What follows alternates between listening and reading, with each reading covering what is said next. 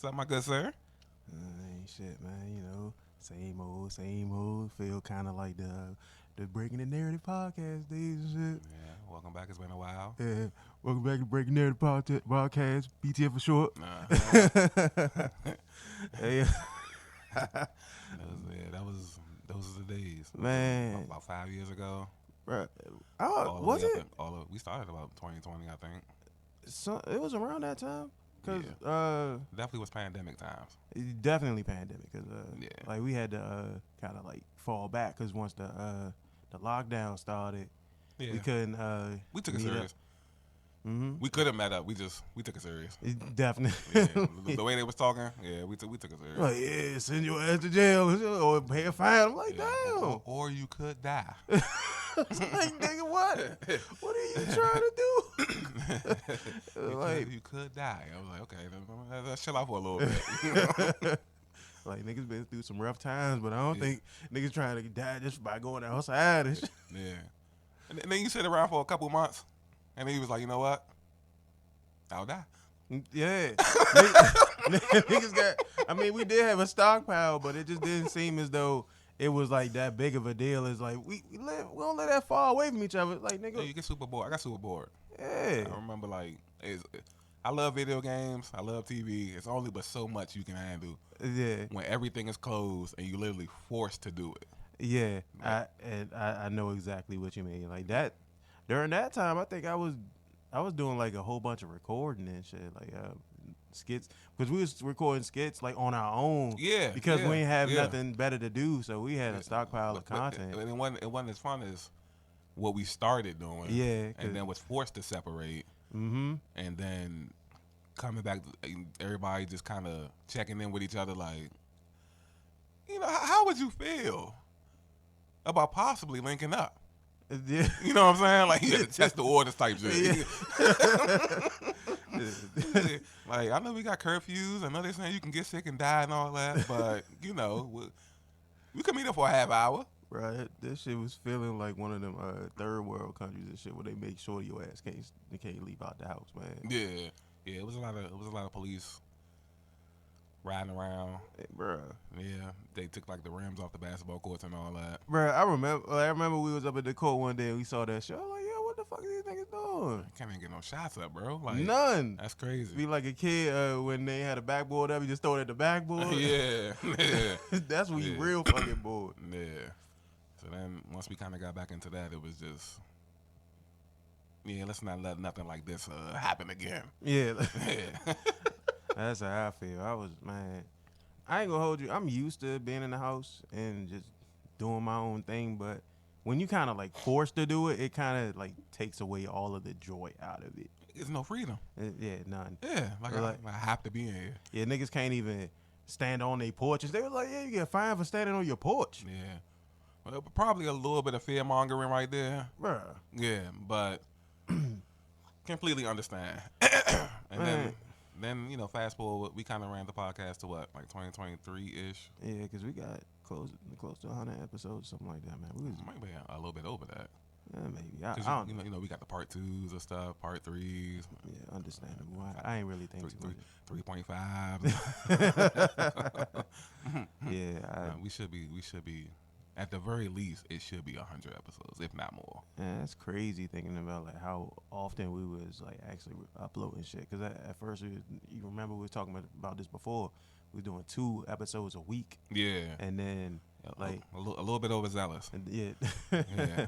Looking back on it, a little bit too excited. bit off a little bit more than we could chew, man. Like, but it's good to be ambitious, but after a while you realize like you can't do too much. You can't sustain that. Yeah, it's really not sustainable. It's like the equivalent to when people like start off when they first become friends and shit. They be like, oh yeah, we could do this and we could do that, and they start talking to each other all the fucking time, and then all of a sudden it just like breaks off out of nowhere, and you wonder what the fuck happened. That's kind of like how that was. Yeah. You gotta just get tired of the person because you spend too much time with them. You know what I'm saying? Like you spend like, because remember, also during the pandemic, a lot of breakups was happening. Yeah, it's because of like I wrote something about this, and I was planning on uploading it on TikTok, and it was a piece that I wrote. It was talking about how the pandemic actually like taught people how to actually discern like their partners from like the infatuation and the idea of love. Like people were so caught up in like the infatuation point to where they was like dating and being in relationships out of circumstance because they believed that they were in a relationship based on love, and it was really just infatuation and circumstance. Right.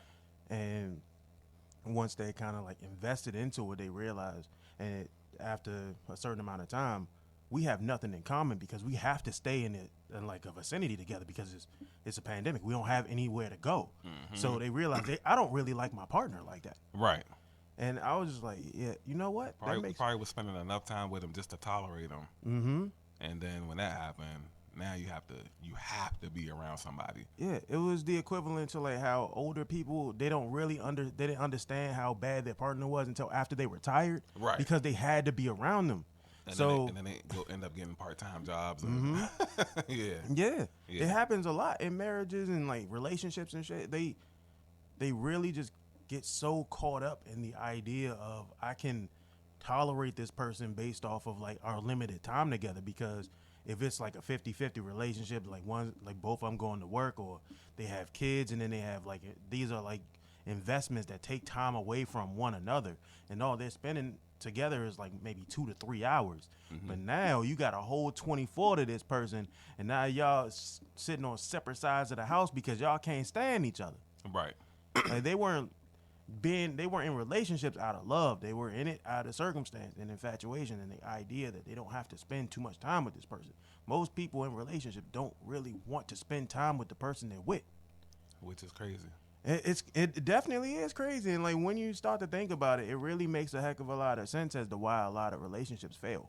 Correct. 2026 bring back real relationships. I mean, I know it ain't gonna happen, but I could at least say it. Yeah, because this current dating market is definitely not feasible for quite a few people and shit. Like, good people getting played, bad people getting played, and it's like everybody on a level playing field. Don't nobody like each other. It's crazy, bro. Man, it's sometimes you just sit back, you know, and people chastise me for saying it, but just gotta hit the red button, bro. Man, if you don't stop with this fucking red button, just gotta hit the red button and stop this shit over. Man, you know what? I thought about it like a couple months ago. I was like, you know what? It's 2025. Earth's probably been here for like 1 million years. This shit probably happened before.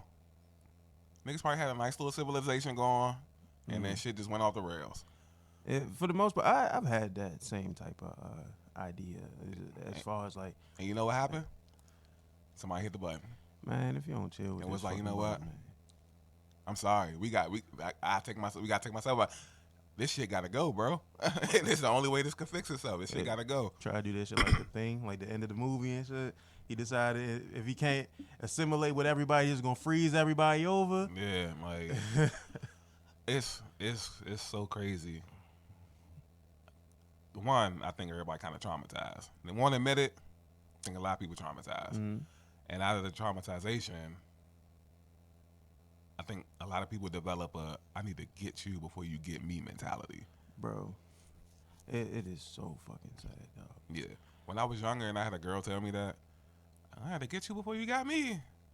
Like what kind of fucking relationship is that? What the fuck are you talking about? like I wasn't trying to get you. Niggas like people assume that everybody is out there out to get them. Yeah, man. It's like what can you do against that? Yeah, it's like not every person is operating with malicious intent, and that comes from what you say. Like niggas just be fucking traumatized and don't be wanting to heal from it. Why even be like?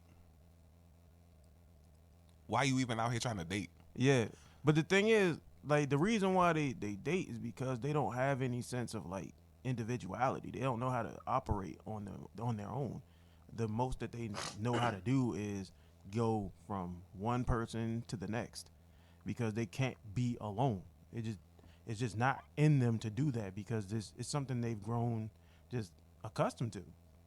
But if you're gonna treat them, you know what? I'm not gonna assume that you treat everybody like that. Because I've also been on the other side of the fence, where sometimes a motherfucker just don't like you. Yeah. And instead of just being upfront and saying they don't like you, they showing you a bunch of wild foolery where you have to read in between the lines and put 2 and 2 together. Yeah. You know, so maybe they are out here treating somebody else. What's a good word? Fair. Yeah, I would say fair. Yeah. Like, I think we've all been on that same type of in that same kind of like wave as far as like people are concerned. Like, because me personally, I've been down that road before too. It's like you're dealing with a person where you feel as though they're like, in a sense that they don't treat you the way that you think you deserve to be treated, but at the same time you'll look on the other end and they're like being cordial and all that shit, and with other people, and you're like, damn, what the fuck is this? Like, what the fuck did I do? And you look at and then you internalize that. You like, yeah, was it me? And then once you internalize that, you just like, you know what? It might be a serious problem that I need to fix. But what the thing is, you're not the person that needs to fix anything. It was them. That's where the trauma comes from. It's just like you apologizing for something somebody else did. You're trying to take the blame for it. That'd be the biggest problem with some people. It's just like that trauma breeds more trauma based off of that ideology. Like us internalizing something that we weren't meant to be internalizing. Like it wasn't our fault. You fixing some shit that don't need to be fixed. And in turn, you might fuck around and break something else. Yep. Yeah. And the cycle repeats. Yeah. Because it's been plenty of times where I've just been like, okay, clearly there's something wrong with me. You know, and then you're trying to like tweak things, wondering what you need to tweak. So then you just start trying random. And that's how I was. You just start trying random shit like, okay, maybe it was this. Because for some reason, when people do you like that, they never tell you exactly what it is. Oh, of course not. As far as closure is concerned, like that, just leave that shit for the birds, man. That shit ain't gonna happen. Yeah. So you be left to kind of figure it out on your own type shit. Yeah. And I don't know. Yeah. It's a rough go. Like, even thinking about it, it is like something that it happens to a lot of people, and it's almost like really tough to even think about for the most part. Like, when you've experienced it, it's almost like you're going back to like a darker part of yourself. Which is why I really not trying to talk. Exactly. But it's just like once you get to a point where it's just like, you know what, it happened. It needs to, like, I get it. It, like, certain people are the way they are, and maybe I was wrong in certain instances, or maybe I could have changed something for the better. But in the end, it happened, and it's over with. It's like over. You can't change the past, and don't go backwards. Like, that's the last thing you want. Never go backwards. Yeah, it easier said than done. But yeah, people, you never really want to go backwards. Yeah, and then another thing is just like, certain people will try and test the waters and be like, you know what?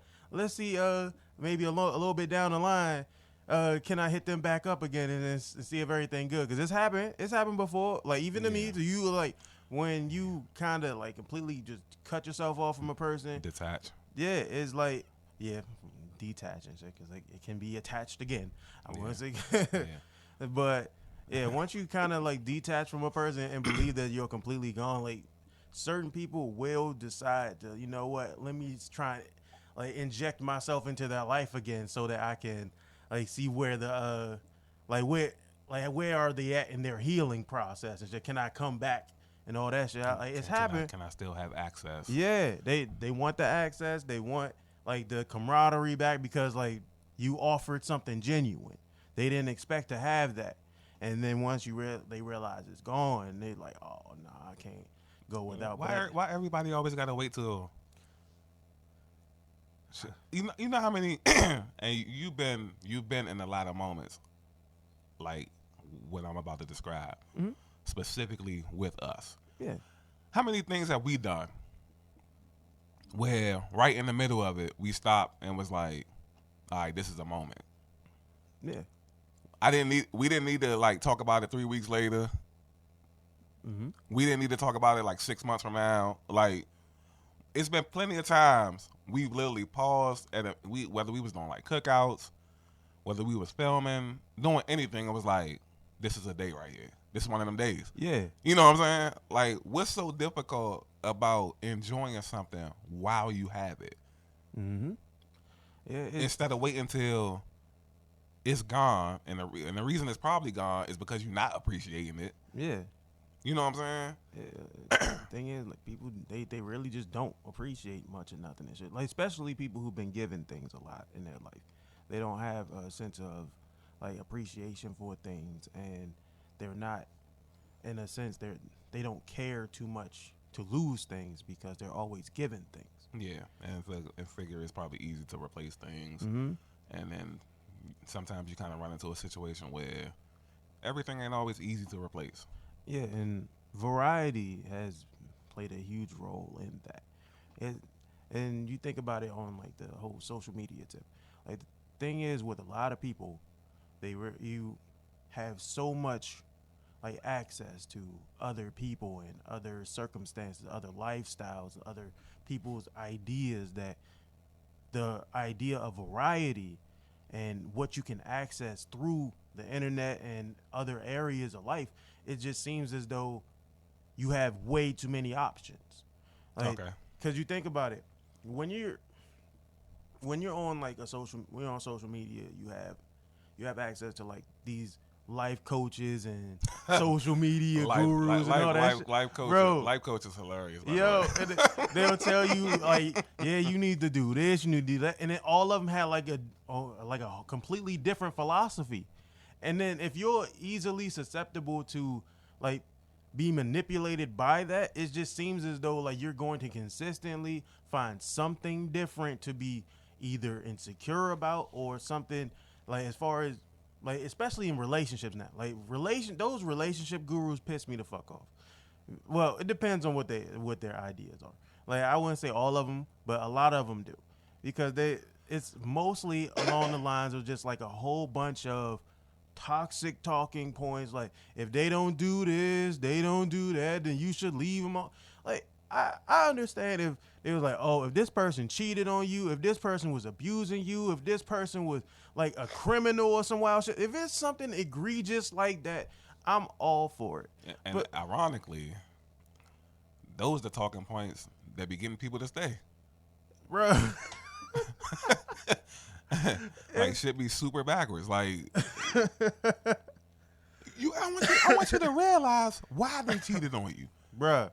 and fix it. You know what I'm saying? Or like, how many times do we see people stay with abusive people? Yeah, but I ain't gonna lie. For certain circumstances, especially with women, I can understand why. Yeah. Based off of like the fact that it is a dangerous circumstance. It is. So I wouldn't put that all on them. But after a certain point in time, there has to be some level of awareness as to like, if I don't leave, I'm not gonna be here no more. Right. So abuse in that nature, I can understand to a degree. Correct. But if we're talking about cheating, like, cheating, verbally abusive, like talking to you any kind of way, and just treating you any kind of way, and like pretty much just treating you like a doormat. Right. Every single chance they get. That is cause for leaving. However, I also got to take into account that abandonment issues do exist. And with people with abandonment issues like I used to have, it used to be very difficult for you to leave someone that even gave you a semblance of them appreciating you or loving you, because you didn't feel as though you were appreciated growing up or in a certain circumstance beforehand. Therefore, you're going to be put in a position where you're going to be thinking that maybe this is the only thing that I can get. So I'm going to hold on to this no matter what happens. Correct. So for me, like, it happened quite a few times. Mm-hmm. However, I had to grow out of it. But like I said, it's always like a breaking point. It has to be a certain level, because like after a while, like, it got to a point where I'm just thinking, bro, you can't keep doing this. It's not going to work if you're continuously doing the same thing over and over again, expecting the same result. And same thing is like the Einstein understanding, like, that's the definition of insanity. Mm-hmm. Doing the same thing over and over again, expecting a different result. I wasn't breaking away from what I was used to, because what I was used to was understanding that this person said some things that I liked, therefore I like them. And then once I realized that all of the things that they were saying, it really wasn't something that I needed to hear from them. Mm-hmm. It was just something I needed to hear in general. Correct. So I was attached more to the wording and the actions than I was the person who it was coming from. The person it was coming from was absolutely the worst type of people I could hear it from. But I also take accountability for that because I deserved to go through that because that's something that I put myself in. It's character development. Mm-hmm. Yeah. And so, unfortunately. Hey, yo, unfortunately, yeah. Unfortunately. But you got to learn, though. Like, person has to learn in order for them to get better. Unfortunately. That's what man. That's the word. Unfortunately. The word of the day. Unfortunately. And then the phrase of the day is everything temporary. Got me through a lot of dark times, bro. I will tell you that. Hey, bro. Yo, I remember that. Like, my man was saying that shit like it was scripture. It was. It still is. It still is. Everything temporary. I just have my mind programmed to it now, so I don't have to keep telling myself. You know what I'm saying? Man. You know how when you first start like something new, you got to tell yourself this a million times. Like, look, don't hit her up. Don't hit her up. Don't hit her up. Don't hit her up. Don't hit her. You know what I'm saying? Like, you got to give yourself a mantra. You know what I'm saying? Like, okay, this ain't no good. This ain't no good. This ain't no good. This is toxic. This is toxic. Everything's temporary. Everything's temporary. Everything's temporary. Until, like, you know, you program your mind to actually, like, process it, and then it becomes a part of your pattern. Mm-hmm. So I don't have to keep telling myself that a million times. Because trust me, when I first started, it was tough. It was tough. Tough for all of us, man. That was my way of taking all the burdens of the world that I was going through at the same time, and just, you know what, everything is temporary. Yeah. Whether it's this job, whether it's, you know, me trying to level up this aspect of life, whether it's me trying to find love, whatever's going drastically wrong, everything is temporary because one, we tend to not stay at jobs forever. You know, I even took it to the extreme, like, you know, eventually I'm going to just die and not remember none of this. Yeah. You know what I'm saying? Like, and if they ever, you know, whatever happens in the afterlife, they pull you to the gates and be like, hey, you want to go again? No, I'm good. You know? No, I'm good. I'm good. Did my time. Yeah. Just like it. Y'all can have that. Yeah, Earth, y'all can have that one. Yeah. Earth, y'all can have that. Hey, yo. That's wild. My man said Earth, y'all can have that. Nah.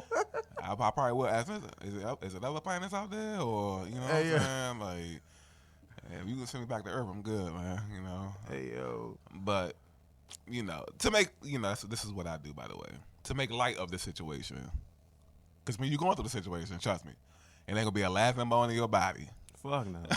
You know what I'm saying? Nope. It ain't gonna be a laughing bone in your body. Right. But to make light of a situation, you do kind of just gotta, I'm not gonna say do whatever it takes because I don't want people to be like, oh yeah, drugs. No. Hey yo, remember when we had that conversation? We was like, hey yo, heartbreak is like the best diet plan. Yeah. Yeah. It is. You want to jumpstart a diet? Man. And develop your character at the same time? Like, hey, yo. Go get your heart broke. Hey, yo, that's... Go talk to somebody. Hey. Go try to date somebody right now. Nigga, I already told you this shit that happened with me, nigga.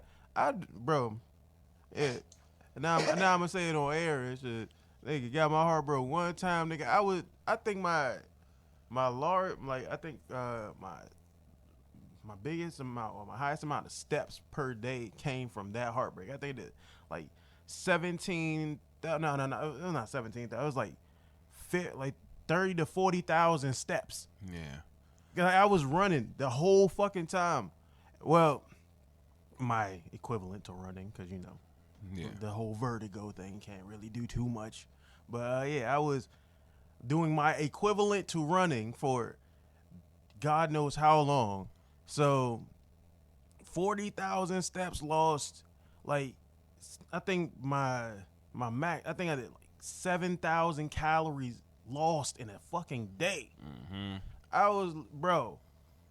And that, I mean, that's not a lot compared to like what the the bodybuilders be doing and all that other shit. But I mean, they training though. yeah, You know what I'm not. Yeah, I'm not training. I just got my fucking heart broken. Yeah. But nigga, Yeah. I was running my fucking ass off, bruh. Did that, and I recorded the whole album in a day. I was that's one thing I will say is like, I would also do massive work. man. You know what I'm saying? And I know I told the story on when we originally started the podcast. Like it was just like way back in like I want to say 2012ish. You know what I'm saying? When I was going through like a bad breakup, I was at work. You know what I'm saying? Oh, okay. And that's like the worst place to like go through a breakup. Fuck yeah. Yeah. So I'm thinking, you know, I'm in the joint, I'm in the corner all teary eyed. You know what I'm saying? I'm thinking about leaving. You know, I've been there, dog. Yeah, at this time I'm working like overnight or whatever. I'm thinking about leaving and shit like that. And I will never forget this shit, bro. My supervisor come in the joint. Damn, big dog, what's going on, man? I don't never see you like this. So yeah, going through a little something with my girl or whatever. Yeah, man, you know what'll make you feel better? It's like, what is it? Hey, you know, such and such called out tonight. Cover his job too. You know what I'm saying? If you too busy, you ain't gonna have time to think about your hot man, bro. And that's nigga, that be the reason why Ben don't really be having no type of outlets, bro. Yeah. I'm like, yo. So I'm looking at this nigga and shit. And initially, I want to smack fire out of him. I definitely want to smack fire out of this nigga. My second train of thought is to like look this nigga in the face and go home. You know what I'm saying? Yeah, this nigga trying to teach you the practice avoidance. Yeah. So the only thing that made me stay is when I thought about this is probably like a 20-minute drive from home. We're not that far. What was going to happen if I went home and was able to like just completely sit with everything? Yeah. And I wasn't prepared for that. Yeah. See, one thing that he was right about is when you don't have nothing we have nothing to do, that'd be like the worst times. And correct. Then, since you do have a whole lot on your mind or a whole lot on your plate at the time, you won't be thinking about it when you're working. Yeah. That's like kind of like our go-to as far as like any type of emotionally damaging situation. Yeah. It's work. Yeah, and that's where my situation came from. That's what, because I ended up staying, and at the end of the night, in the morning, I was like, okay, this wasn't as bad as I thought it was gonna be. You know what I'm saying? And so now I done developed this emotional mechanism for when shit go wrong. I just do a lot of work because remember I was going through shit and doing 30 fucking videos in a day. Yeah. You know what I'm saying?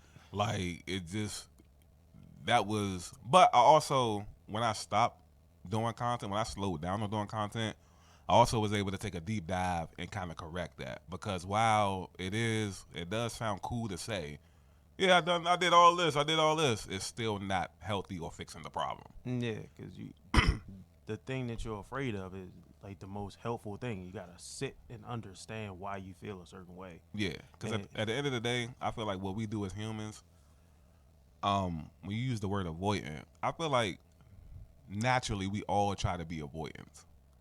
Yeah, for the most part, it's the reason why alcoholism and fucking like weed smoking is so fucking popular. But the only way to really handle some shit is to go through it. Exactly. And like when it came to like last year and going through things, that's one thing I always, and plus I just wanted to measure how strong I was too. Yeah. It was a self-gauge to see like, okay, this time it's different from last time because I don't have a bevy of friends anymore. Mm-hmm. You know what I'm saying? I don't have like 100 people I can call. Yeah. Circle gets smaller. And yeah. I'm not active on social media, so I'm not gonna do like 100 videos. Yeah. You know what I'm saying? Like there is no, everything that I always was using as a crutch wasn't there no more. Mm-hmm. So it was just like, okay, and this could either in one or two ways. I'm gonna either get through this, or I'm not gonna get through it. Mm-hmm. You know what I'm saying? Yeah. and just trying to teach myself that one, life is fucked up. Yeah. We know that. In a sense, yeah. Yeah, life is fucked up. It's not gonna always be 100% good. No, never. It's not gonna always be 100% bad. Mm-hmm. So when you're going through something bad, it's almost like you just have to feel your way through until the good stuff start rolling again. Yeah. You know what I mean? And that's just now. Is it difficult? Hell yeah. It's always gonna be difficult. It's because certain situations, I still think back like, damn, how could I have done that differently? Yeah. You know what I'm saying? I do the same thing. Yeah, It's all about reflecting. Yeah. How could I have done this differently? Like, okay, maybe I wasn't tripping. Maybe, like you said earlier, maybe it is the person. Maybe it's projection on their part. Yeah. And at the same time, it's just like you got to look at everything through all of the angles. Like your part to play in it, their part to play in it, and how those things mesh together and how they manage to like go so wrong. Right. Yeah. And I think with me, my pattern of making like reckless decisions over the years, I think it just finally caught up with me. I mean, yeah, for the most part. I mean, it's just. I mean, we can't look at everything as karma, but we can always just like, not even because I was about to say between me and you, but we clearly recording the podcast. I'm kind of out on the whole karma thing. Okay. You know what I'm saying? And it ain't no long drawn out reason why. It's just that I kind of feel like karma is something somebody created so they can feel good or they can have something to look forward to happening to somebody else that did them wrong. Yeah, I mean, I completely understand where you're coming from because it's a lot of evil people in the world that's never going to receive. That's karma. never going to face karma. Yeah. The people that run the Rockefellers and Rothschilds and you think they gonna get karma? No. No. Now the niggas mention the names and shit. I don't even think this podcast. Yeah, my bad. my bad. I ain't like I said. I ain't gonna dive too much into the it's that gonna be like me when we recorded that. What was it? The podcast we recorded and then my fucking computer went out. Oh yeah. Bruh, I forgot what it was, but I know it was one of them. Like conspiracy. I think it was the conspiracy theories, though. It might have been, bruh. Yeah. And then my computer went out, and I was out of I couldn't have. Like none of my computer didn't work, and I couldn't like upload any of the videos for months. Yeah. Till I got a new computer. Right. I was like, hey, whole time might happen to my man. Well, I just got this computer not too long ago, technically, but nah. I say that to say like, I'm kind of all on the karma thing because I just really think, I hate to say it, but we as a people, we living in quote air quote civilized times. Yeah. Technically. Civilized offline. Well, then I won't say offline because definitely. But I'm comparing it to when probably the civilization first started, and people had to figure out a lot of things. Yeah, we're no longer in the primitive, in a sense. So, if somebody got done wrong, and then they seen something bad happen to the person that did them wrong, it was probably nothing for them to be like, yeah, see, that's karma. What goes around comes around. But I done seen too many people go around and not have nothing come back around. Yeah. To really just be like, I just feel like when I talk about my situation, because I like to talk about my situations, not specifically, but in general.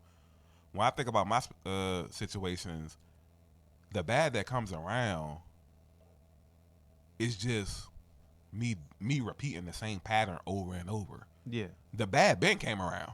Mm-hmm. If I don't change, the bad's gonna keep coming around. Yeah. That's gonna keep coming around. If I'm trying to date somebody, and I will say that previously, one of my biggest Achilles heels with women is I like women with attitudes. Yeah. You know what I'm saying? Like, and I like, and I'm not gonna say I like women to be crazy, but I don't even know what's the alternative for crazy, but I like a little bit touched. I like a couple of loose screws.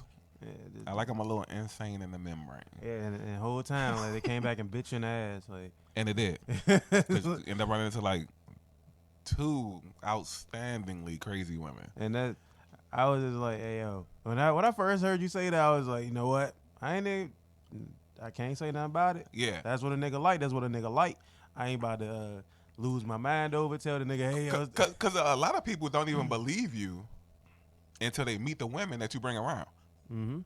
Oh, this nigga serious. You know what I'm saying? Like, oh, he really kind of like crazy girls a little bit. You know what I'm saying? And for the most part, like niggas like be knowing like some of them and shit. So it's just like, oh yeah, I believe you off bucks. Yeah. So it gets to a point where it's just like, all right, you can't build with that though. No, of course not. It's never sustainable. That's more of a fun in the moment thing, and hopefully the moment don't last long. Yeah, that's what you hoping for. But trying to make it last is like, it's always something that just drives it over the edge. Yeah. And now it's on me to go through it and be like, when is enough enough? Mm-hmm. And it took a lot. It took a lot. Also, man, like, yeah. Some of us, like, we believe that we're right about everything, so it just seems as though, like, oh, we're not really doing nothing wrong, and or it's just to quote how women say it, you just like what you like. Yeah, that'd be another thing. Yeah, like, it ain't even nothing like scientific behind it. It ain't nothing technical. You just like it. There's no specific reason why I like vanilla ice cream. Other than it tastes good. You know what I'm saying? Like, that's just it. That's just But once you start saying like, hey, vanilla ice cream kind of cause you to get wrinkles, head turning gray a little bit. Hey, you gained about 40 pounds. Now it's on me to be like vanilla ice cream, eat the Benjamin Button. The reverse. Now it's on me to be like, damn, vanilla ice cream is good, but damn it, you killing me. You know what I'm saying? Nigga. Yeah. I know exactly what you mean, though. It's always those situations where you just think about it, and once you reflect on it, and just be like, yeah, I was fucking up. Yeah. That's when you kind of like. But reflecting is the tough thing too, because sometimes I reflect in bad ways. Yeah. Sometimes you really be missing that shit. You ever seen the? My bad. Let me tell you.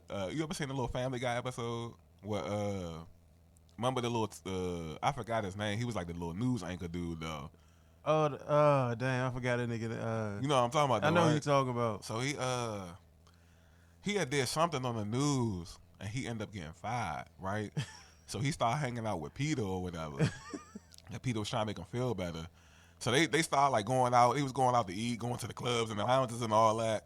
And he was telling Peter a story about how he used to do like cocaine back in the day. Hey yo. And so when they had got back, they was going like getting back into the car. He was like, Peter was asking him, did he miss work? Like, did he miss work, on TV and the news and stuff?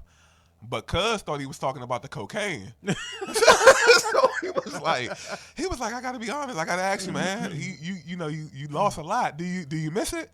He was like, oh man, I think about it every day, all day.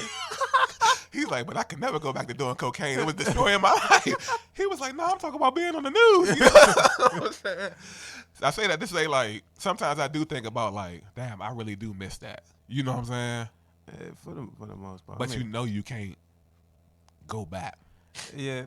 I mean, that's completely understandable and shit, but for the most part, like with me, like I've had mostly bad experiences, so it really isn't much to really miss in the sense. Maybe like the talking or the like the camaraderie that comes with it, or maybe like a physical aspect, which is one of those rarities and shit. Yeah. But other than that, it's not really much to really reminisce on when it comes to me. Gotcha. It was mostly just like conversational things, or just having like the quote unquote attention. Cause like my situation would start off like it's how I described earlier, just them reaching out to me. It wasn't me that reached out to them. They would always reach out to me first, and then it would be moments where it was just we're talking all the time and all that shit. And then, like they're calling, like I'm not calling them, they're calling me every single day, and like we talk for like hours on end and shit. And all of a sudden it just stopped, like maybe 4 or 5 weeks in, and then I'm just like, damn, what the fuck did I do? Right. And then I was kind of like, oh yeah, now I'm already attached to this idea of what's happening, and now and I'm kind of like put in a position where I'm thinking like maybe this is what we're supposed to be doing. Like maybe you were interested in a sense, even though like they would give off that energy, like oh yeah, I'm interested in shit, but then out of nowhere it would just be it's like the ghosting thing almost. Not even just ghosting. It was just like the talking would die down to like Correct. maybe like we would talk for what when we started off we'd talk for like 5-6 hours straight or some shit, and then a little bit time down the line we're maybe talking for 5 minutes. I don't hear from them for like another day and a half. Yeah. Or some wild shit. Like I hate that part of it. I'm like, yeah, what the fuck is this? Where'd this come from and shit? And now I'm hitting them up and shit. I mean, it was like a mutual exchange. Correct.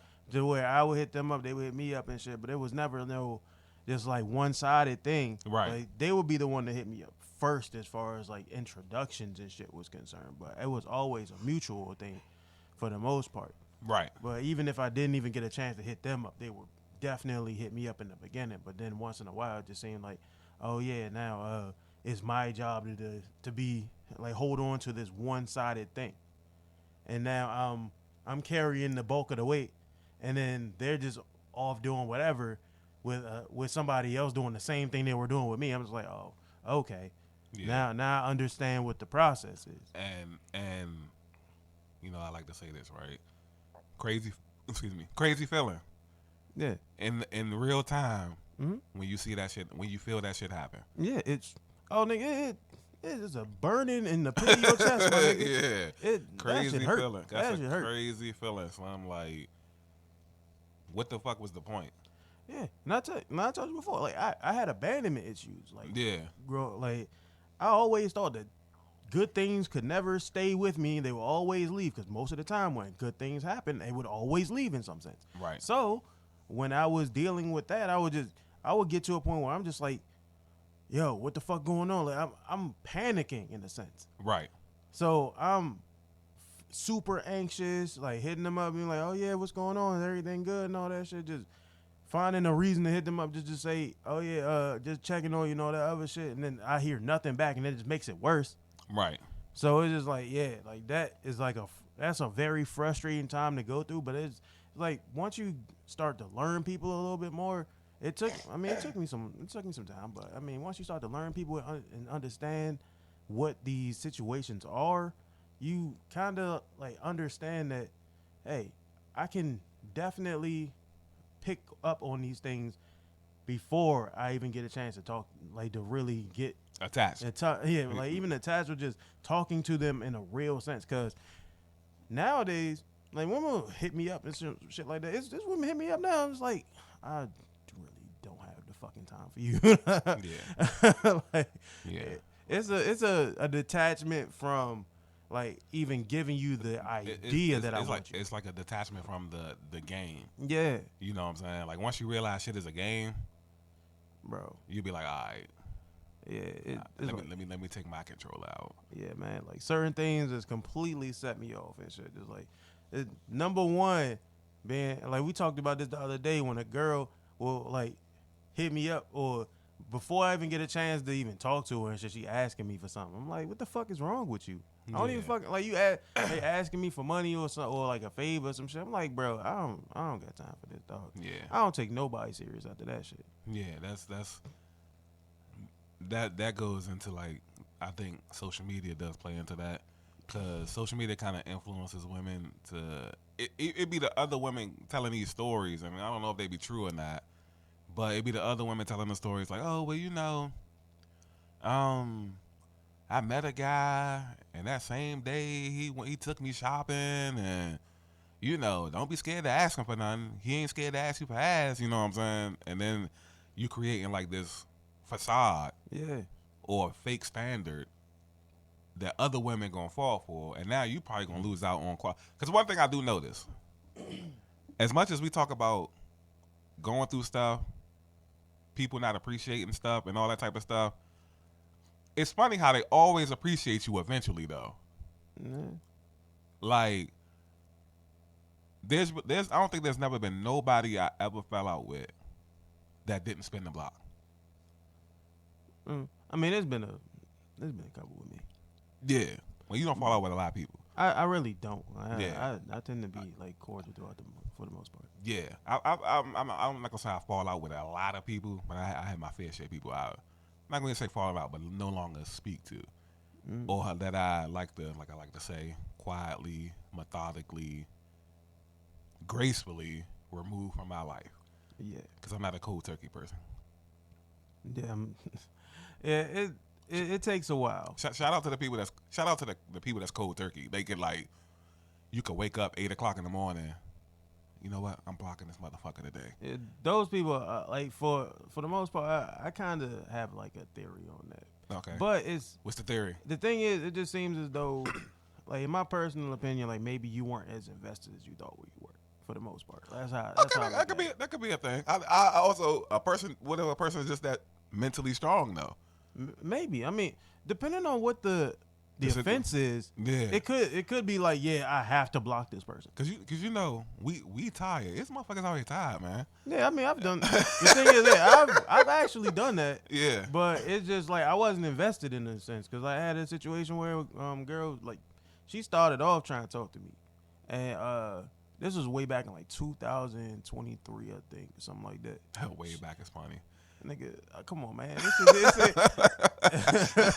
but still, it was like, yeah, 2023. That's how fast time flying. Nigga. 2023 was way back. Nigga.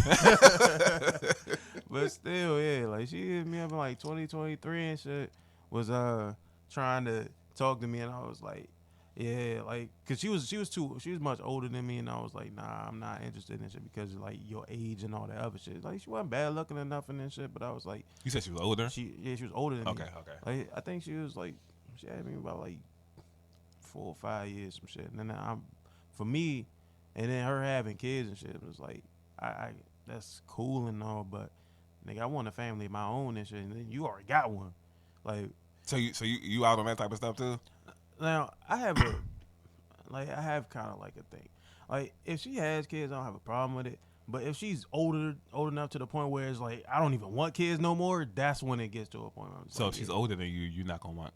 Older than me, I can't really, like, depends on how much older. If we talking, like, no, 4 or 5 years, like you said. 4 or 5 years is a no-go. Okay. Like, because with me, like that age, like 4 or 5 years ago, it's sexual trauma attached to that, and I don't want to bring that shit up. Okay. Not cause like I don't want to bring it like up, as in like bring it back, in a sense where I'm dating that now. Right. Early on in my years and shit, like that was a childhood trauma. Correct. Yeah. So I ain't learned that until like later on. Is the reason why like these women are like older women that just happen to be the ones who are most attracted to me and shit. Like maybe that was the reason why, but I'm not 100% sure on that. I'm still learning, like breaking through those like barriers, trying to figure out what the fuck the deal is with that. But some women think it's just, oh yeah, you're just mature and all that shit. But I still think about it as like, it's a no-go. Yeah, I was a kid, and then like maybe that's what she thought. She thought I was mature. I'm like, no, that's still weird. Yeah. But yeah, I could do the women with kids. It has to be circumstantial though. Yeah, I mean, but you already got kids though. It's just like you don't have like the idea. But it's still heavily circumstantial though. Well, I mean, I get that because it's like one. Like, the nigga either gotta be dead or in jail. Damn. Or completely, like, a no-show. Okay. Because you have that idea that, like, if y'all have any type of connection, like, they can rekindle that flame at any point in time. Because it happens. And the more kids you got, you know, I'm a numbers guy. The more kids you got, the likely it is to happen. Especially if you get... Now, if you got multiple kids with one dude, I'm not gonna mess with that anyway. Just go be a family. Yeah. You know, you got 3 kids with one person. Please, why are you out here? Why are you out here? Why? Who? No, go home. Go home. Go home. No. Two kids with the same person. It's like maybe I could do it, but if something goes wrong, I wouldn't even be mad because I knew better. Understandable. Yeah. I understand. But for the most part, a nigga has to be dead, in jail, or completely like, oh, he hasn't seen a child since birth type shit. No. If the nigga is an active father, he can get his family back eventually. Yeah, I mean, I completely understand, dog. Yeah. But back to the story though. Yeah, my bad. No, you good, dog. You good. Like, hey, go ahead, get your time, man. It's your world, man. It's your world. Relax. But yeah, she was a little bit older than me and shit, but for the most part, she hit me up. It was like, cause she was just, I remember the conversation she had off bus, cause I mentioned it on Facebook. I was like, yeah, girls who smoke, well, I'm not attracted to it, and then all that shit. And that was another reason why I was like, nah, I'm good. Okay. So I was like, I'm not attracted to women who smoke. And then she came along. She was like, yeah, I smoke. Like, the thing is, I won't do it around you though. And I was like, nah, that's not me. And so I was standing on business. Yeah. I was standing on business. That ain't the reason you don't like it. Just because it's a certain girl attached to it. It's just, you know, light skin, nice top hat. But it's like, nah. Yeah. I kind of feel like we all got the same type, by the way. But but no, I mean, I like black women in general. Yeah. But still, she ended up she was hitting me up just trying to like plead her case and all that shit. And I was like, nah, I'm good. And then she accepted it respectfully. She accepted it, and after that, I think, matter of fact, it was a little bit after that it was when I was doing my my cooking shit. Mm-hmm. Like I was selling dinners and all that other shit. She was trying to buy something from me, and I told this story online before, and she was like, yeah, if you cook for me, I just stay over your house until you finish cooking and just go and sleep on your couch. And I was like, bruh, in my head, I'm just thinking about, you know how dangerous that is? You barely fucking know me. Right. And then this is what you're offering? Like, for the most part, like, if I was one of them niggas, she would have got you. It would have happened, nigga. Right. It would have been one. It would have been one down, nigga. Yeah. Like, man down. It would have been that, but I'm not one of them type of niggas. Like, and that's what it's just like, it's crazy how, like, the script kind of just flipped because I'm the conservative one, mm-hmm. and the women that come to me was just like overly sexual, and I'm just like, I'm not interested in that. Right. Like, I want a relationship. You can have that. Right. But she mentioned that shit, and I was like, nah, I'm good. I just cook something for you and shit, and then you just pay for it. Well, and I was like, matter of fact, I wasn't even selling them around that time. I was doing a little the taste testing. Yeah, the taste testing Jones. Yeah, I remember. And she ended up just dropping by late, I might add, because she wanted to try something. And I was like, I got you. And she kept postponing this shit, and I was like, yeah, all right, I got it. I had to make one. I made food one time, and then I had to get up again and then make it again because she didn't show up the first time. And this is me. Yeah, I remember. Bruh. Yeah, I remember. She show up like late and shit. Like, matter of fact, no, she ain't show up late. She didn't show up at all. I made this shit twice, and then she didn't show up the second time. And then I called her, I texted her. I was like, yeah, if you gonna show up and shit, I mean, if you gonna make a date for us to be like getting food from me and shit, you should have came over, or at least hit me up ahead of time and not like kind of just drag it along. And that's when she hit me up, and then she was really fucking drunk. I could tell because you could hear the slur in her fucking voice. And she's in there like on like little Facebook, little messenger joint, like on video chat and shit, trying like calling herself cussing me out and shit over some shit that she did. Yeah. Some shit that she's responsible for. Yeah. And nigga, I'm just like, bruh, the fuck is you mad for? And I'm the one that did all of the damn work, and all I'm doing is setting a damn boundary. This shit happened multiple times with different women and shit. Like, I just set a boundary, now you got a fucking problem. But after that, I blocked her off bucks and shit. I was like, yeah, we ain't doing that. We ain't doing that. Mm-hmm. And that goes back to like that moment where it's just like, yeah, I wasn't really invested in this person, so I could just block her and just be like, yeah, I'm good. I'm good. Yeah. I mean, I still remember the story, which is the reason why I'm able to tell it. Is And I told him multiple times. Right. But it's just like I blocked her, and then it's over with. And like the thing is, the shit it happened again. Well, not again in that exact moment and shit, where a woman was just like she was heavily just interested in sex and shit, and I was just like, nah, I want a fucking relationship. And then she kind of just taken aback by it. And shit. I'm like, bro, why the fuck do y'all niggas think that all of us think the same? And I'm just like, all right, man, maybe I'm just different.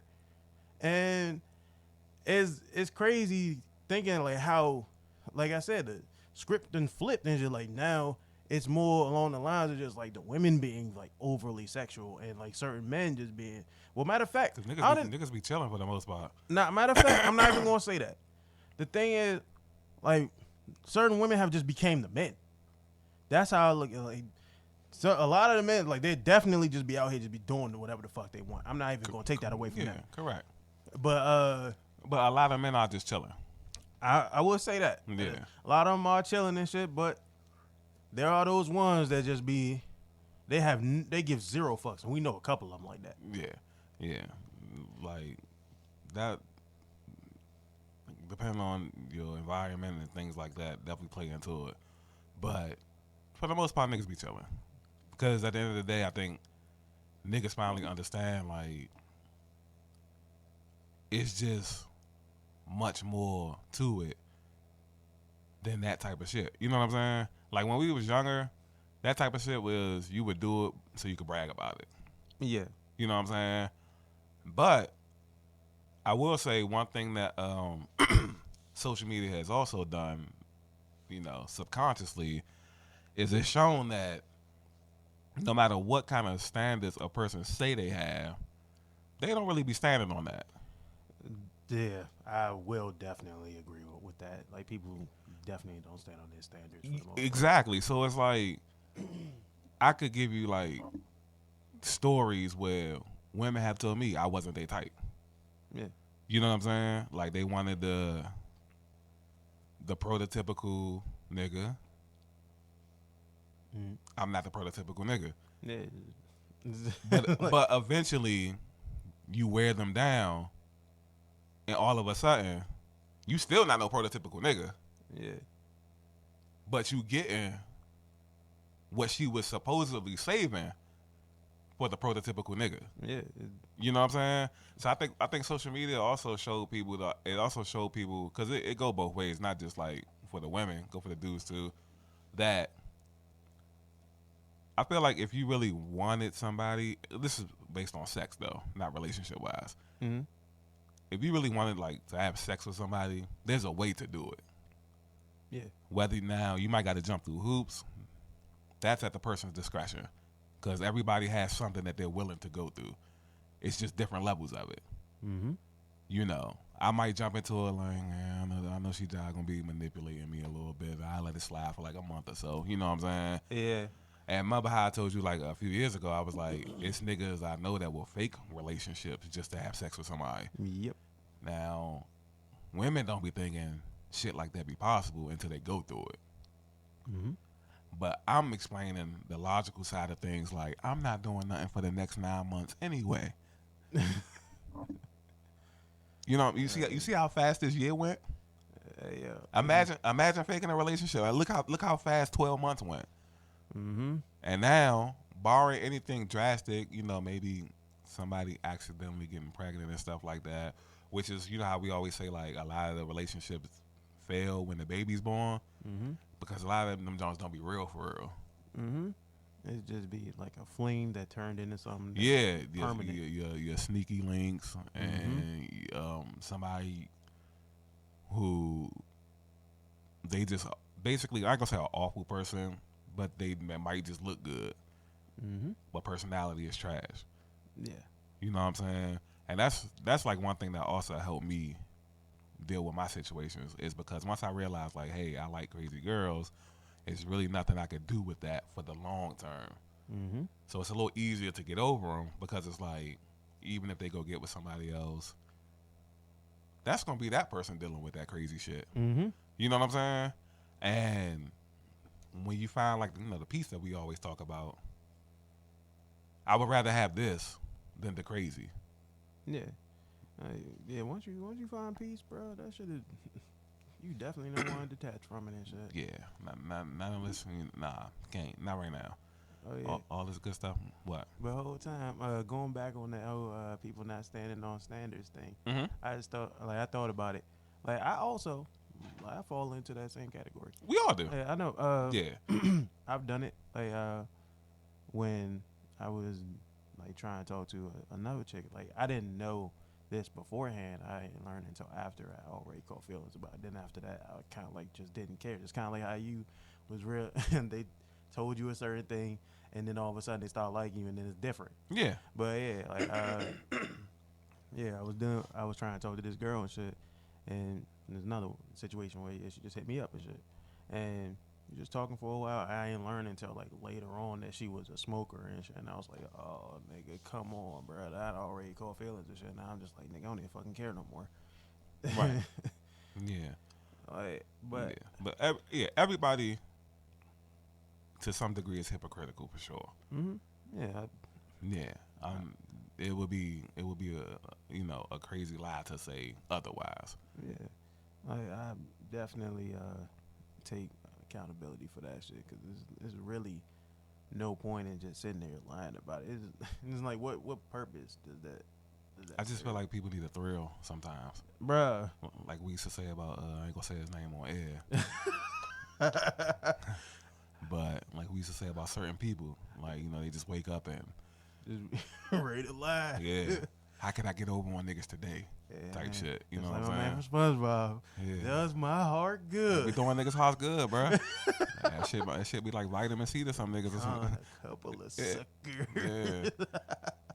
Probably a nice little story to go home and tell your family at the end of the day. Yeah, I lied to a couple of niggas and shit, sold a couple of dreams. Bruh.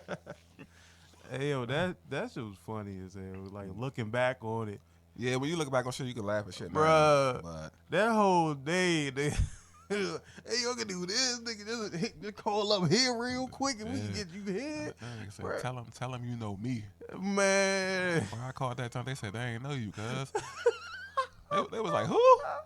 Such and such. Who the fuck is that? Hey, bro. Never mind. Never mind. These niggas don't say they not hiring and some more shit, cuz. Hey, bro. Yeah. What was that? That was like 2021-ish, right? Nah, that was early. That was before pandemic. Nigga, that was before. Yeah, it was like 2019. 2019, got you. Like 2019 summer. Yeah. We were sitting in this same basement and shit just what? Yeah. We have been down here for years. Yeah, man. You see the new backdrop? Yeah, man. I noticed and shit. Like I always gotta love the little galaxy looking. Yeah, man. so we going for the space. I gotta get one more so I can feel this little space right here. Alright. Man, got that joint up there. Alright. Gonna have the whole nebula joint going, man. That's the nebula. Yes, sir. Then man got the spaceship behind me. I wish y'all could see it and shit, but Yeah, you got the back turn and see it going out. But yeah, anybody knows space shit is like my shit. So yeah, I love space shit. I also love like aquatic, like marine stuff.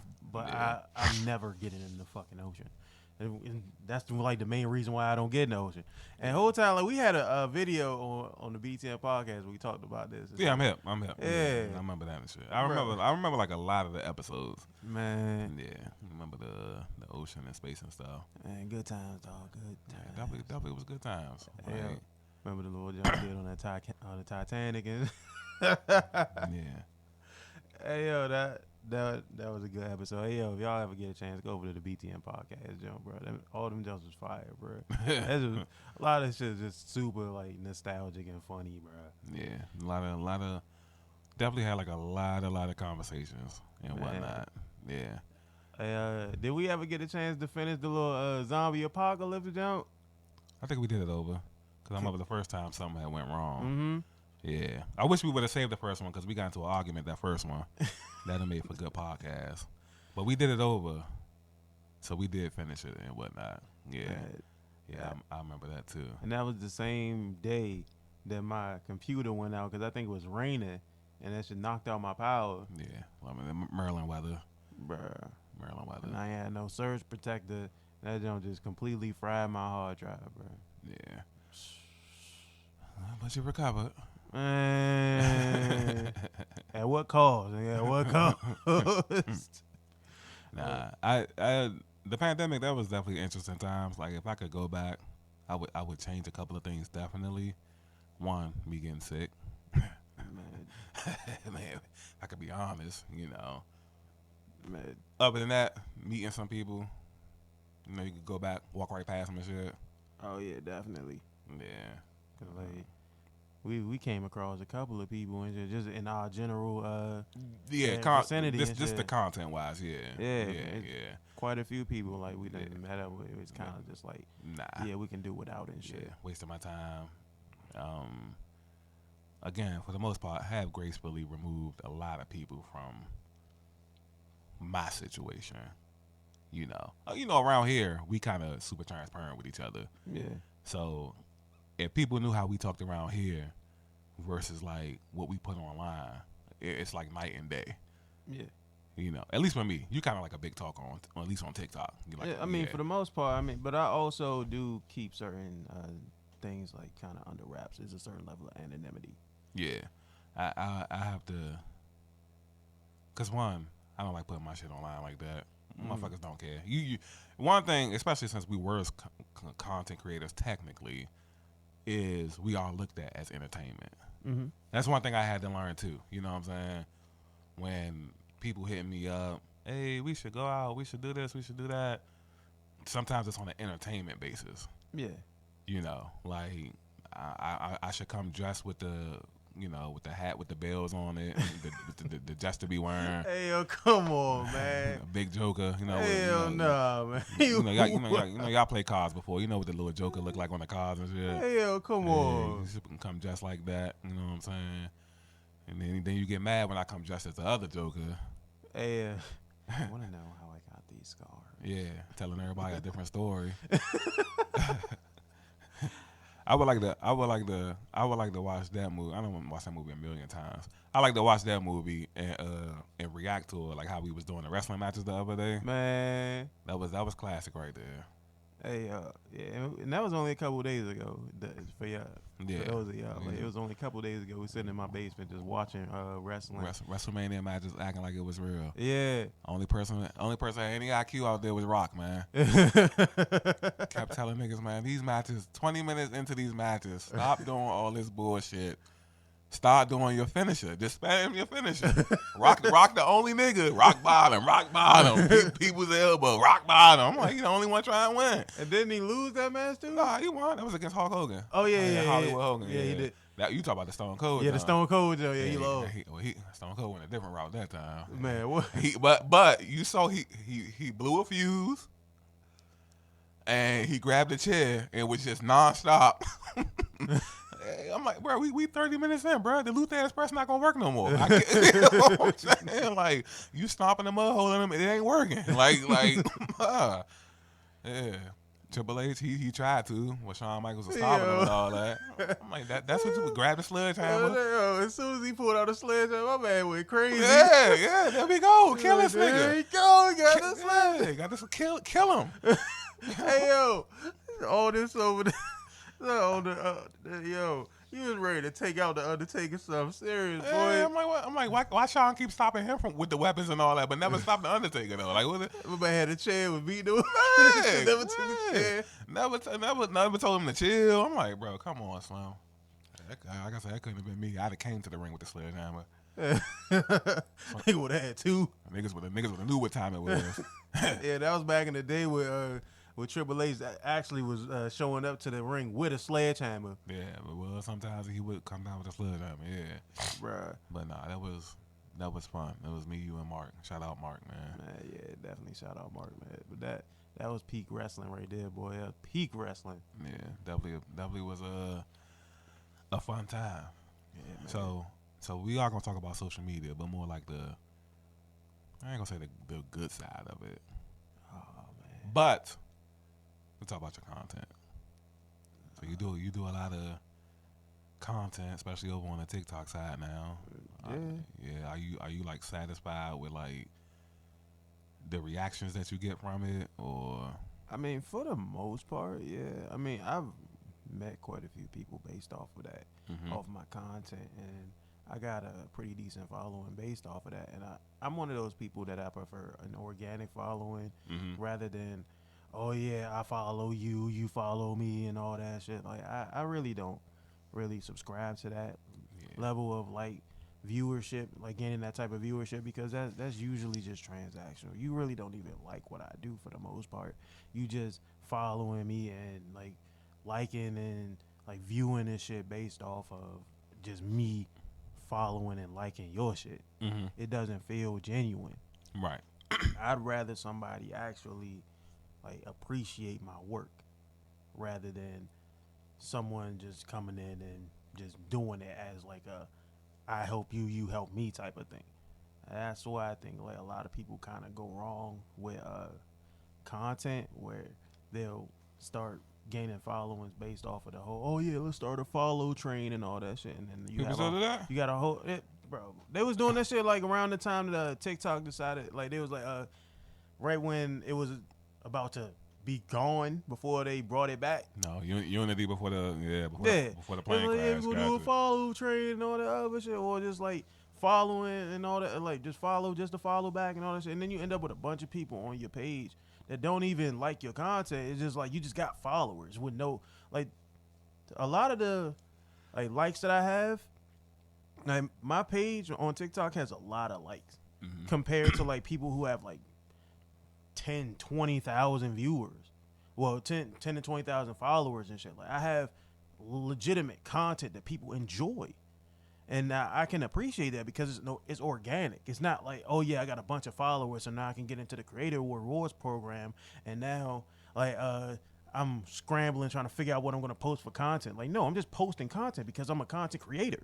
Yeah. Like I'm not doing this. I also feel like that's kind of taken away from people who got big followings too, though. I mean, it's whether how many followers you got, you can't make somebody like your shit either. I mean, I get. I'm not talking about the people who are actually doing the work as far as like being like getting the viewerships and all that other shit. I'm not talking about the people who are actually getting like viewership based on the content. I'm talking about people who are just got a whole bunch of followers and then they're only getting like 100 or something views and they're mad about it. Like the reason, I mean, I would be mad too because you complained about it a few times though. Like TikTok does play like it does the algorithm games. Now I've heard you say that specifically. No. Let me finish. Go ahead. I'm just saying, like. Now, when I was getting upset about it, it was mainly off of the fact that when I was posting content that was like heavy into like a certain topic, that I'm pretty sure TikTok was like, no, we can't have this. Well, it was mostly the positive shit. Like when I first started, I was doing the whole positive content and all that shit, and I was just like, well, after a while, I was just like, what more do I got to do? So I had to change up the way that my content was, the way that I was presenting my content. Right. So it was like a consistent evolution because I had to figure out how do I manage to get people to engage. Right. Now it should be it's the same thing for everybody else though. Which I'm aware of. Right. But at the same time, like I was going based off of the followership. Like if a person has a whole bunch of followers based off of like them getting, they starting like a follow train and all that other stuff. It's just like it's not gonna feel organic because you're going to be getting a whole bunch of like nothing. Like when you get shares, like they're sharing it to nobody. Or when you get likes, it's gonna be from people who don't even have you in, like people that aren't even on your followers list, because it's like the people in your followers list aren't even on your algorithm for the most part. Right. They're more along the lines of just like, oh yeah, I followed you and that's all it is. And a lot of people, they decide to follow people and then unfollow. So I'd rather it be like somebody who's actually genuinely into the content rather than. But you don't have no control over that. That's what I was saying. Well, that I know you don't have much control over like right. over like that. But all you can do is post content. Yeah. Whether who follows, who unfollows, who likes, who views, that's not up to the person. That's not on them. That's why they be mad, because they know I got this following. It should be way more to it. Like I said, and you could take away the 20,000 followers. Let's say somebody got 500 followers and you post a video, and again on TikTok, and I've heard you complain about it too, a video, it'll be an hour and your video got 30 views. you got the organic following you talking about. You still got 30 views. It's not nothing you doing. It's TikTok. So it's the same. You got to give everybody else the same grace that you giving that you giving yourself. I get that. I'm not. Trust me. Like that wasn't my specific content, which I'm aware of. Right. Like I mean, it took me a little while to get past that.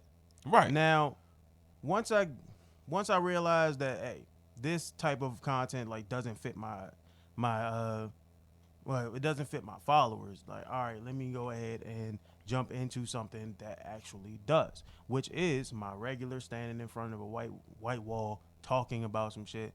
And it also benefits me more because I can do, like I told you before, I can do more of them instead of wasting like a week and then to get something out there that only gets like 100 some views, because that's not what my following is for. It's not what my following is about. But I'm still putting out like content that's worth engaging with. I mean, at the same time, like there are a lot of like content creators that are just spending most of their time stealing from other followers or stealing from other people, or just posting a picture of them and then like some words that they didn't copy from somewhere else, which again, content is content. Yeah, content. But at the same time, it's more. It's a lot that goes into what I do. I really enjoy content. I prefer to have like people enjoy my content for what it is, and not just like me just getting a whole bunch of followers or me making a whole bunch of money off of TikTok. I really just enjoy the idea of content creation, because we've been doing it ever since like 2019 or something. When did we start? We started in 2020. All right, 2020, and then I've been making like forms of content ever since I was a kid, which is like the whole poetry thing. I started off writing poems and shit. There's always been a certain level of content I've always been making. I used to make my own comic books, and it's just like I've always been doing a form of content my entire life. It's just a part of who I am. Right. So, yeah, with TikTok, I just prefer to like bring the things that I am in general to my to my social medias and shit. Like all of them besides like Instagram. I fell off of Instagram because I was mostly off of just me just doing poems and shit.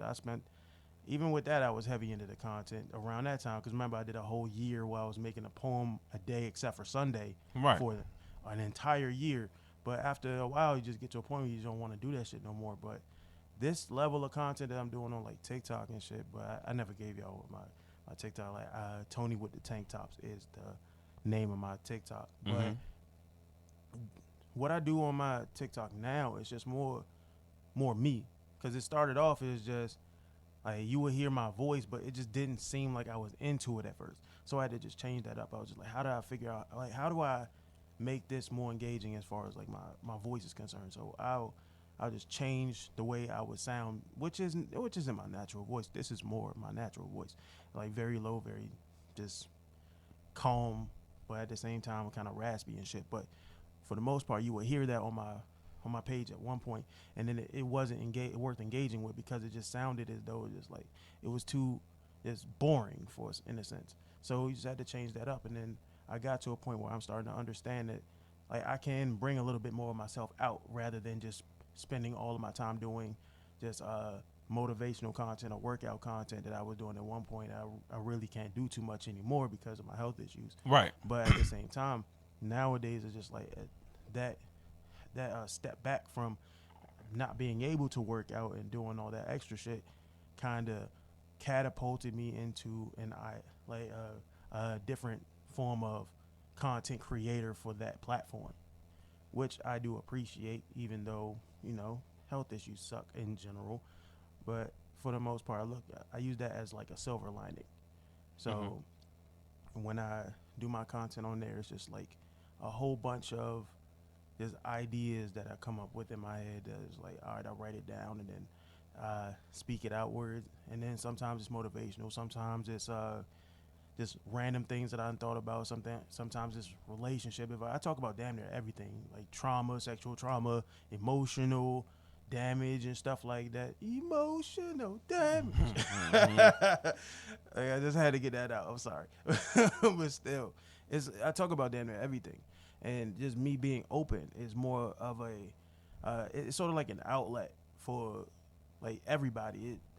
You get to, relate to someone who's been through like a lot of different things, and it's kind of just like bringing it to the forefront.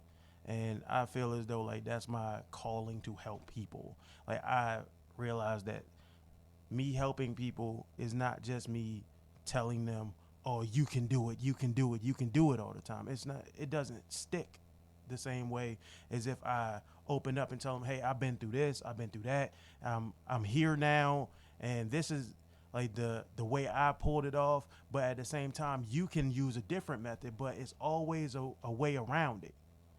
So just me being open about who I am and the things that I do, not just motivation and all that other stuff. I talk about like my ideas on religion. I talk about my ideas on like certain political issues, but it's just me being open in general, especially with my emotions.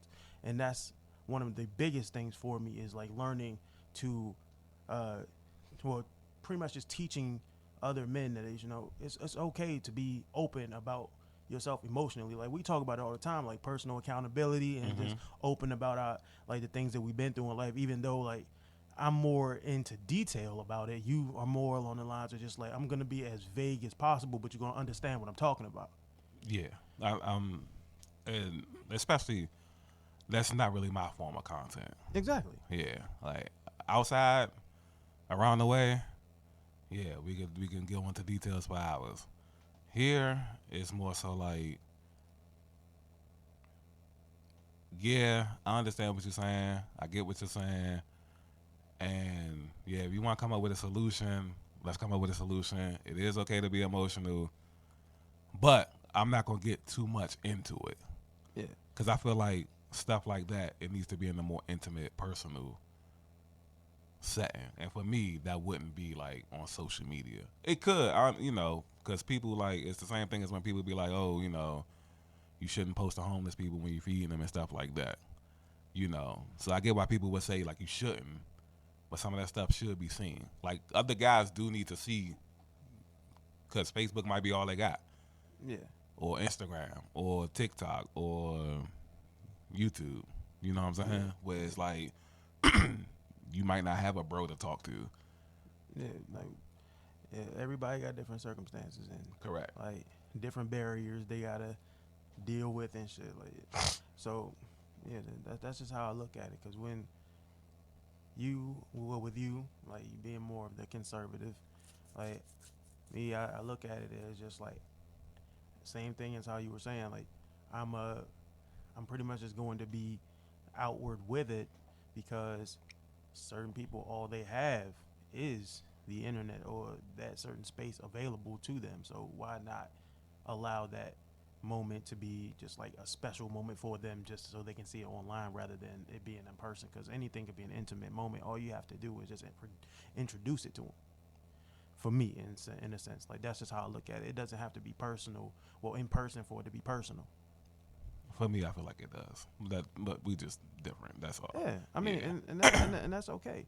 Like, for the most part, like, that's why our friendship works, is because, like, we have different ideas. Like, we can bounce ideas off of each other. Yeah. We can have these petty, quote unquote, arguments or disagreements, and then at the same time, like, come back together and still, like, be like, you know what, have a really good conversation in the sense of it. It would, I wouldn't say arguments. It probably more disagreements. Yeah, just I mean, I can't remember the last time we actually. I mean, the argument, argument in a sense is pretty much in definition is just a disagreement. It's not. Doesn't have to. Just makes it sound a little bit more. Yeah, it's a little bit more forceful and shit. I understand. These niggas be arguing and shit. We be disagreeing. We don't be arguing. It ain't no the shit we used to do outside. Oh yeah. Like for hours. Hey yo. These niggas arguing about guns. These niggas arguing about women. Bro, just don't get certain people involved though. These niggas arguing about football. Bro, niggas are arguing about anything. Yeah. For the most part, bro. Yeah, those be arguments when we just like, you said that, I wouldn't say it. That's just like a little disagreement. Yeah, and I ain't. Yeah, but it's always good to have. No, I'm telling you right now, bro. You're not gonna tell me this shit, bro. Slim, stop playing with me, Slim. Hey yo, when it's a couple people we know that's just like that though. Yeah. Bruh. Those be some of the best moments. It'd be fun. It'd also be funny because I know other people that don't know us be looking like, these niggas might got a problem or something. You know what I'm saying? All the time, niggas is brothers and some more shit, you know? Yeah, nigga, I swear to God. It's too fucking funny, bro. Yeah. Like, just thinking about, like, all those instances. Like, just with me being around this area for, like, the past 7 years. Just 7 years, like, so many different circumstances as far as, like, well, so many different situations where we've had these moments and shit. Yeah. And that's only in a 7-year span. Yeah, because it's wild that it's even been that long. Yeah. Yeah. Time really is really flying. It's really moving, bro. Like, when I say time really flying, it's really flying, bro. Man. Like, it's about to be 2026. Yeah, crazy. By the time this drop, it will be 2026. Yeah, for the most part, yeah. Yeah. But you got quite a few pods you got to drop before this one. just one more. Oh, just one? Just the second one. All right, cool. Yeah. But how I'm going to do it is I'll probably drop them every other week. Oh, okay. Yeah. So I'll do one on New Year's, and then 2 weeks after that, and then, 2 a month, basically. Yeah. Unless, the calendar do that little thing where you got slide in 3 one of the months or something. Mm-hmm. Yeah. But, yeah, other than that, yeah. So, yeah, this is the second one. Like I said, Mark did his the other day. And to tell you the truth,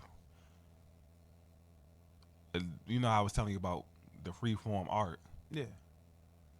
It could be the first one. Like it ain't even got to be like no specific order. You know what I'm saying? Like, especially like the conversations we have, it don't be nothing. I mean, obviously we just said like it's about to be 2026, so people, they probably record this in December type shit. You know what I'm saying? Mm-hmm. But we don't generally have conversations that kind of date the podcast. Yeah, we don't speak on like trending topics. Yeah, yeah. It's only been one time that we did that, and that was when we was talking about the J. Cole album when he dropped. Yeah. But see, that was like our podcast. Like on mine, it's not gonna be that.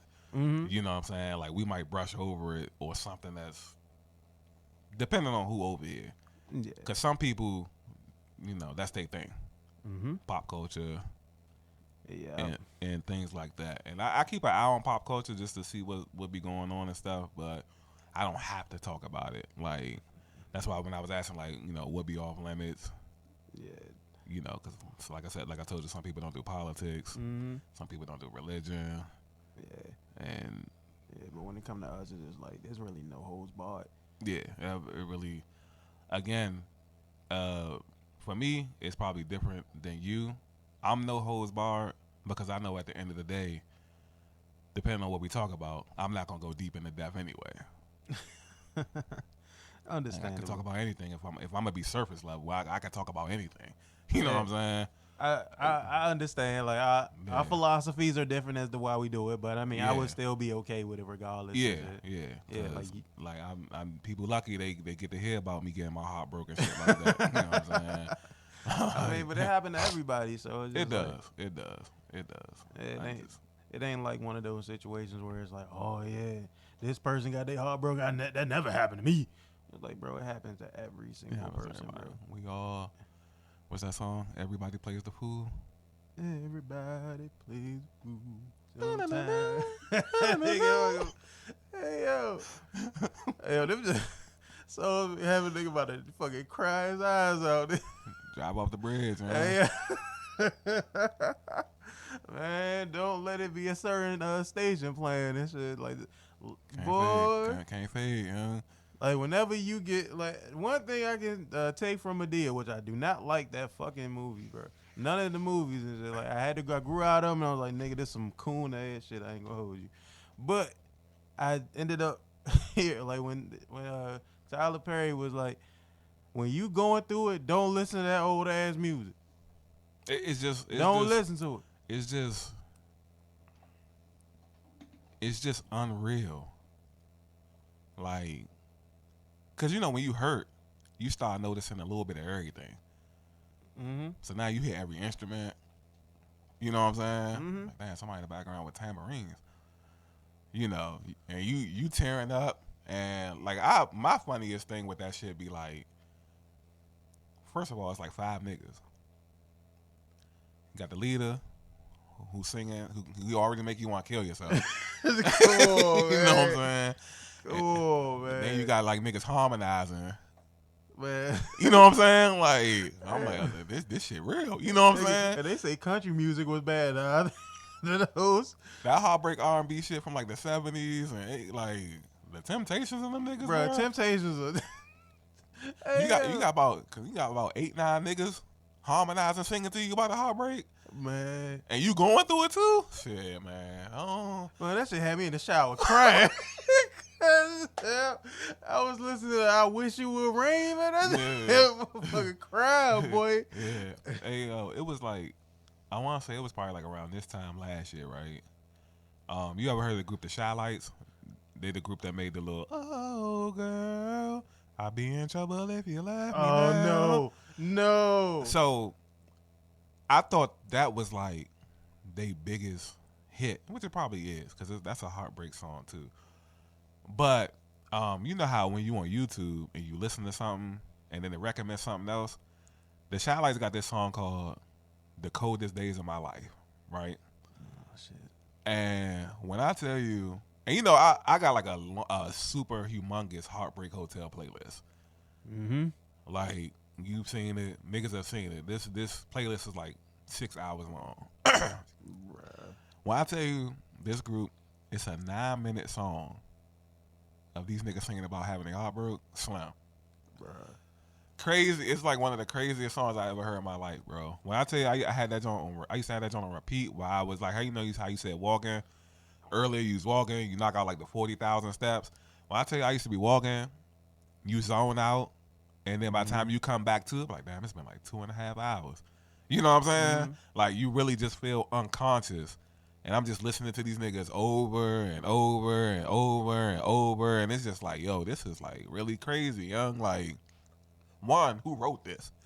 Yeah. And two, who brought this to the studio? Like, that's who, like I want to know every detail. Like, who wrote this? What was he going through? Was niggas checking on him? Like, because you can't just write something like this. I can't wake up and just be like, man, you know what? I'm gonna write one of the biggest heartbreak bangers of all time, man. And then, granted, I could possibly do that, but you also been through it. You also been through it too. Yeah, though. You know what I'm saying? I'm talking about. I don't know if I got 9 minutes in me though for a group, cause then it's like, all right, he kind of singing his ass off. Then you got one person in the group. You know how the old school groups used to be where one person be singing, but you got the other person, he kind of like a narrator. Mm-hmm. He kind of just be talking through the song. Man. Yeah, you didn't answer the phone. You know, you know what I'm saying? Like, those be the worst. I called twice. I left messages. Cuz get to saying some shit like, yeah, you know, I pretended I was you and I wrote myself a letter. You know, I signed your name on it. Oh, come on. Now. And I'm like, yo, this nigga is bugging right now. I'm like, yo, these niggas are wilding right now, bro. He's like, yeah, I booked us a reservation at the restaurant. You know, the waiter kept walking past asking me when you were showing up. You know what I'm saying? Hell no. I'm like, yeah, this shit sick, bro. Nigga, I would have been in that joke looking like SpongeBob when he was crying, like he was crying all the water, suck it back up. I'm like, yo, this shit sick, bro. Like, I'm like, who I deal with? Like, how? And I'm like, and these niggas performing this joke, like, bro, you really got to go to a different place. But pain, it really will do that to you. Yeah, bro. Like, that's why I say, unfortunately, it's character development. There's another joke that did that, like Lenny Williams. Which one? Like, 'Cause I Love You and shit. Oh yeah, okay, yeah, I heard that. Yeah, That's all. Like, that's another one of them long ass songs that the end he just start narrating. It's like, yo, yeah, it's scary how many. Never been in love like I've been in love. Yeah, it's scary how like them niggas can make songs like that. You know what I'm saying? Like, I don't know. Yeah. I miss music like that, but I don't miss music like that type shit. Yeah, I mean, it did bring a certain level of humanity to like men in general and shit. Like, yeah, you got men still had feelings and shit, even though they was going through Oh yeah, it. because them niggas crying and shit. Yeah, Yeah, and they telling you too. man. I had to cry 3 days straight. Have you listened to the track? And No. I'm thinking like, damn, it's been 2 days for me. And shit. You relating like a motherfucker. Man, I'm listening to this joint tomorrow. I hope I'll go to 4. Right. They're going to Breaking My Man record and shit. Yeah. Nah, but it was like, that shit it's really scary because it's like I said, it'd be the main person singing, somebody talking, you got the person with the high pitched voice, sound like he crying in the background. Man, no, you know what I'm saying? Them high pitched niggas used to get you. Yeah, the choir niggas and the choir boy niggas and shit, like they sound like he crying in the background. The nigga with the deep voice, he begging you please and all that. You know what I'm saying? Like, yo, shit. All this shit on one song is a lot, you know. Overstimulating my emotions. I don't know how I'm gonna live without you. I'm thinking like, I should kill myself. You know what I'm saying? Like, fuck. This nigga got a point, son. You know what I'm saying? Niggas talking you into it and shit. No, bro. Hey, yo. I ain't gonna hold you like that. That's exactly how niggas used to be feeling. That's how that shit feel, right? Yeah. Hey, that used to hurt, man. I ain't gonna hold you, bro. Yeah. But to be on the outside of it for the most part and looking and it's I'm not gonna say niggas can make it through anything, but shit eventually will be okay. Yeah, definitely. Even if you can't do like how we do and just kind of joke our way around shit a lot. You know what I'm saying? Yeah, every times where I just be thinking about it, just be like, oh yeah, like kind of like tearing up about it and shit. But it's just like it's a part of being human, dog. Like you can't like allow that shit to like make or break you and shit. And I will say that line right there, it does need to be said more often, and I think a lot of people need to hear that it's human. Yeah. Because I think for the most part, especially with guys, I think they feel like it's not human. It's a lot to be a guy. Yeah. You know what I'm saying? You got the weight of your world on your shoulders 24/7. Mm-hmm.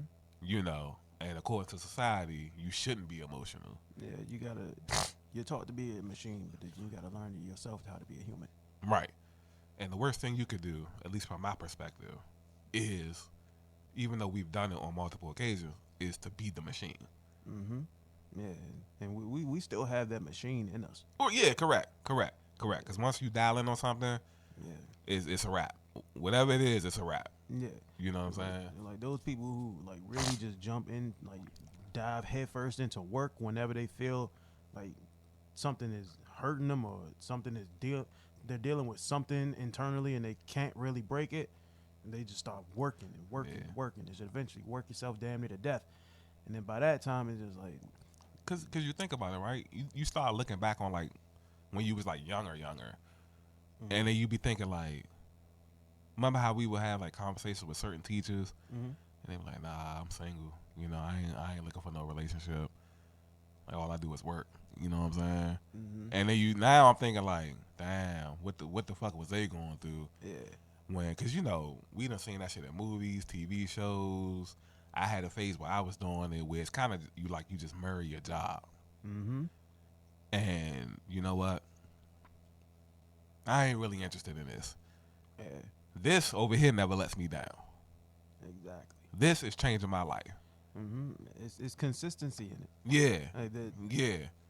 Like that's the only form. Like a lot of men, the only form of consistency is their job because at least they feel as if they're being rewarded for it. Correct. Yeah. And that's why when it comes to situations like, I know the teacher thing is kind of, whatever you was going through, I know we kind of made it better a little bit. Because I know at the end of the day, I can't speak for other schools or other people, but us, our group specifically, I know we made a lot of teachers laugh. Yeah. You know what I'm saying? for the most part, yeah. I mean, for me, like outside of like being in a group with y'all, when I was still when we were still at Fordsville and shit. Mm-hmm. But more than likely, I was more to myself, or if I was around anybody, I was around like other niggas and shit that was kind of like on like the funnier side, but for the most part, I was just like enjoying like the moment and just being quiet for the most part. Yeah. I really didn't care too much about school in general and shit. I didn't really want to be there. Yeah. But yeah, I don't think a lot. I think a lot of us didn't. yeah. Yeah. I was kind of the opposite. I just kind of wanted everybody to have a good time. Yeah, I mean that too. You know what I'm saying? That Like, too. hey, we got beer for 8 hours. We might as well enjoy what festivities school got for us. You know what I'm saying? Yeah. But nah, when it comes to that type of stuff, I always used to sit back and wonder, like, people who just show up at the office. They're the first ones to show up to work. Mm-hmm. Last ones to leave. Yep. They work every holiday. Yep. Anytime a lot of people call out, they always come in. Mm-hmm. Like, and then when you talk to them, they be pretty cool. It don't be nothing like, cause you know, I used to think like, damn, there must be something wrong with this motherfucker. Yeah. Like them quiet dudes be going through the most, man. Yeah, and then you talk to him, it's like, all right, you know, he chilling. He likes sports. He a regular nigga. He watch sports. You know what I'm saying? Like, he don't do too much. What the fuck is going on? But and then once you start going through your own shit, again, unfortunately, once you start going through your own shit, you be like, oh, okay. You really don't have to do nothing wrong. Mm-hmm. Wrong gonna happen to you. Yep. Regardless. You know what I'm saying? Because like I was telling you earlier, it's like we say all the time, once I get past what I can control, everything else is out of my hands. Mm-hmm. Like, and one thing I hate saying this. One thing I hate saying is people be like happily married and shit Mm-hmm. for years. And the motherfucker will wake up one day and just be like, I want different. Yep. And there's nothing you can do about that. You know what I'm saying? Like, it's nothing like that's I hate saying stuff like, yeah, we've been married for 15 years and I don't know, I feel like it's more out there. Yeah. For the most part, that I don't understand that concept for the well, I kind of do. It's just like, You think it's fool's gold or you think it's I would say more fool's gold than anything, because remember when we had a conversation where someone would say that, you would say that once a person plants a seed and shit, that's all they had to do. Like, that's why I feel as though, like, and in most relationships, it's very important to have a certain level of communication so that you understand what a person is going through in every stage of life. mm-hmm. So a lot of those situations, they feel, well, some of the people will just feel neglected, or they just will be outsourcing their time and energy into things that can possibly corrupt what they have with the person. Correct. So it's too much in the sense of, like, what I was saying before is, like, it's too much, like, too many options for outsourcing your time and effort. Yeah. So it's basically no fix for that. Because it's always going to be, quote unquote, it's always going to be options. Yeah, but the thing is, it's just like, what are you entertaining though? That's the big thing. Like, what are you entertaining? Because we can all have options, but it's all about what are you specifically drawn to, or what's bringing you in to put you in a position where you're looking at your partner differently. So Yeah, I think it's what you said earlier. Is one is social media and people saying like other people live a certain lifestyle, and instead of saying like, hey, damn, you know what? I see Mike is living his life. I need to step my shit up. mm-hmm. I'm not gonna look to me. I'm gonna say, damn, Mike living his life. My wife holding me back. Mm-hmm. And then now you planted this seed, which is a fake seed, by the way, that's gonna grow because you can't face the facts that, one, whatever you're doing in your life, you just put in more work. Mm-hmm. Unless shit was like absolutely given to you, you just put in more work. Yeah. But instead of me stomaching the fact that you put in more work, I'm gonna come up with an external reason of why you. I'm not even gonna say is ahead of me because a lot of this shit really be like tomato. Yeah, for the most part. Because if you like, let's say you like traveling all the time.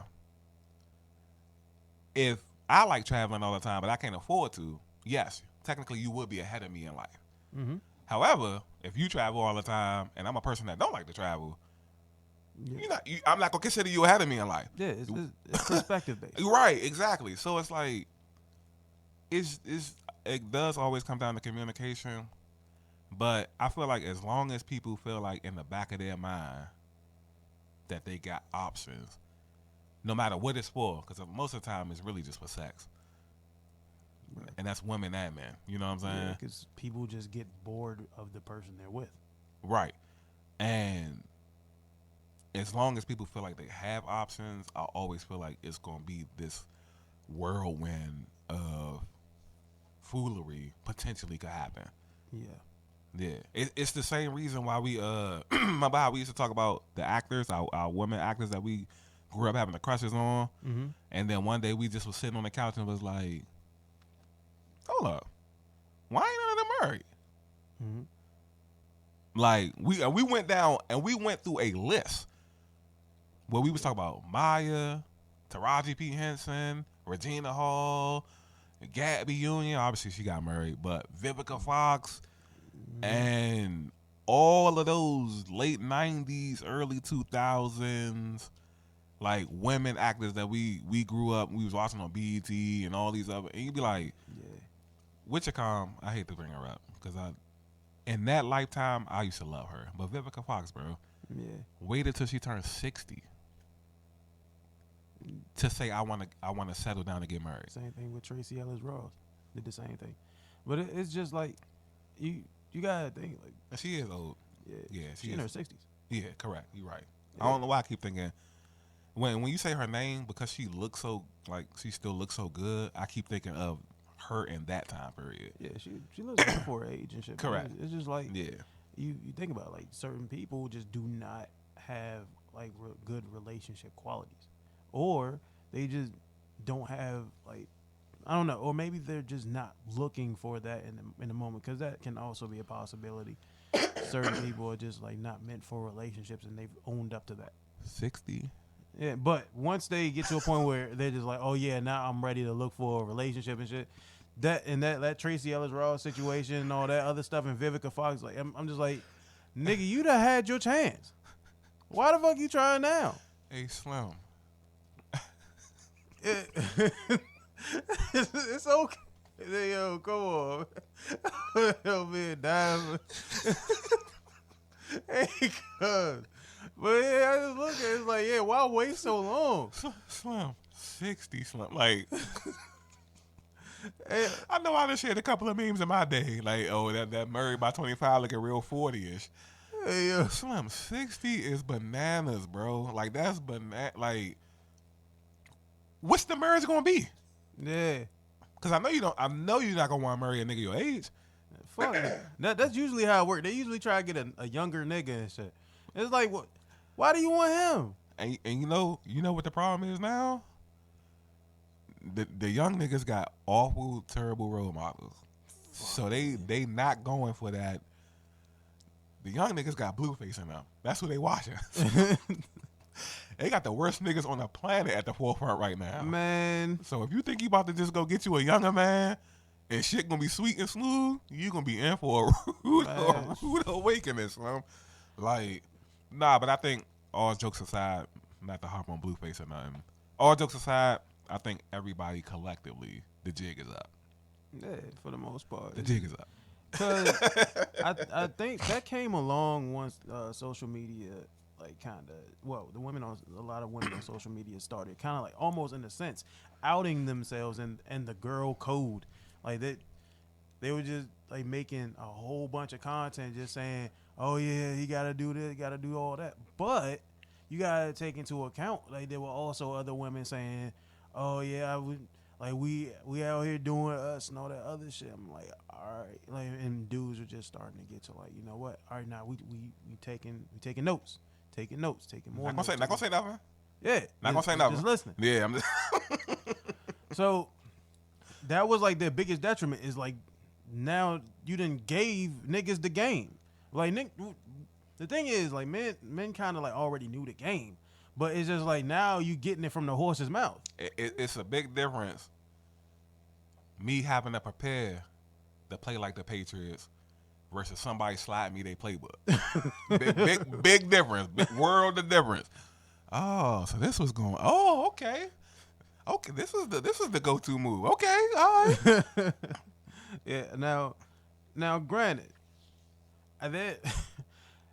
there's still some like really fucked up individuals out here, and Yes. like in every single, like every person, every single woman, man, it's both genders. It's both genders. niggas out here fucking up, women out here fucking up. Yeah, it's both genders. Now, for the most part, like people done kind of like up the ante a little bit, and now we got the red pill niggas. Escalation. We got the what's his name? Tate. Andrew Tate. Andrew Tate. Yeah. Yeah, the niggas done escalate. Like, the thing is, I think, like I said this a long time ago, I think Kevin Samuels was the consequence for what Derek Jackson was pretty much feeding women. He was the consequence for what Derek Jackson was feeding women. Yeah. Like, and the craziest thing, like, personally, I'm not a Kevin Samuels fan for real. I wasn't Like, either. The thing is, like, he made good points. He had horrible execution. We said this a long time ago. Good points, horrible execution. However, when it comes to Derek Jackson, he always made horrible points with horrible execution. And but horrible actions that go with the... And then the issue that a lot of men had with Derek Jackson is because, like, the biggest issue men had with him was that, well, I'm not going to say all, because there were some that kind of agreed with him, and we not going to bring them niggas up. Gotcha. But still, the biggest issue a lot of men had with Derek Jackson was he was the exact man that most men was telling women to stay away from. Correct. Turned out to be, yeah. Quick question. So obviously I know Kevin Samuels. I know his timeline. I know Derek Jackson was a little bit before that. Mm-hmm. What's Andrew Tate? Was he always around, or did he kind of just get popular once the other two kind of? I'm not sure. I don't watch any of them. It's more along the lines of just me just figuring out that, hey, these niggas exist, and I don't. Because when Kevin Samuels was alive, you kind of had to go out your way to not see him. Yeah, He kind of was everywhere. exactly. I would get on Facebook. He on Facebook. He on YouTube. He on Instagram. Yeah.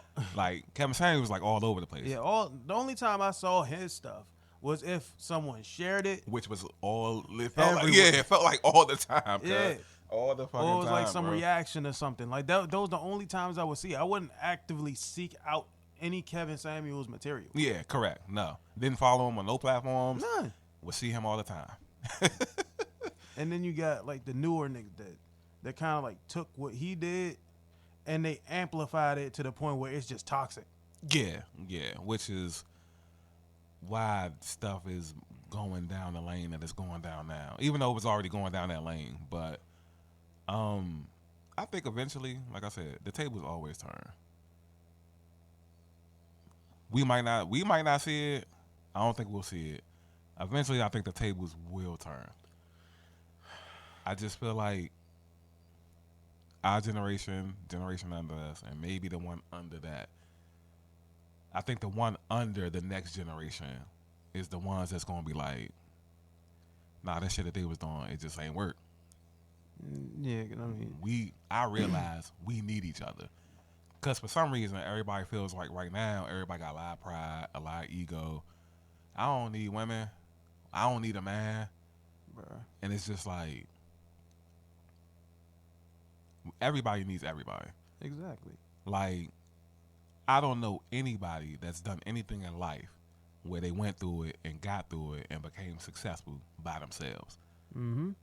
Yeah, there's always an underlying factor in that. It's like there's someone in the background for every situation. Every situation. Like, when we made content, somebody's holding the camera. Yeah. Like, somebody has to contribute something to make anything possible. Whether it is just a share or a like or a comment, some type of support. Yeah. Nobody can do anything without somebody. Now, do you want to get married? Everybody not gonna want to get married. Yeah. However, a lot of people do want to get married that say they don't want to get married because, in my opinion, they either the people that they like don't like them, and so on and so forth. You know what I mean? Yeah. Like, yeah, you know, percentage may be dropping, but I still would like to get married. Yeah. Now, is it as high as it was about a year and a half ago? Absolutely not. However, because that's always been a lifelong dream of mine, I'm not gonna say I'm not gonna give up because I'm not John Cena. So there's no such thing as never give up on this side. Yeah. Sometimes you gotta give up. Hey. You know what I'm saying? Hey. I mean, I understand why you feel the way you feel and shit. I give myself a period, a time window, and then I'll just shut the door on it. Yeah. You're not gonna catch me being like Vivica and them, where you wake up, you 60, because that's a lot of now women. Their mindset is way different, which is why all of them get to that age and then want to settle down. Yeah. You know what I'm saying? It takes them a lot longer to lose their pride because they'll have, especially like when you, what's the other shorty you said? Tracy Ellis Ross. Yeah. When you still look hella good at your age, you know, it's probably rappers getting at her, actors, politicians, and all this type of stuff. You kind of probably still living that life. Yeah, the ego is boosted for a long time. For a long time. And then by the time you get tired of it or realize, like, damn, I do kind of want to do this. Like you said, now you in your late 50s, 60s, and who's really in their right mind outside of a business move is really gonna marry Vivica Fox? Yeah, that's not fucking happening. Yeah.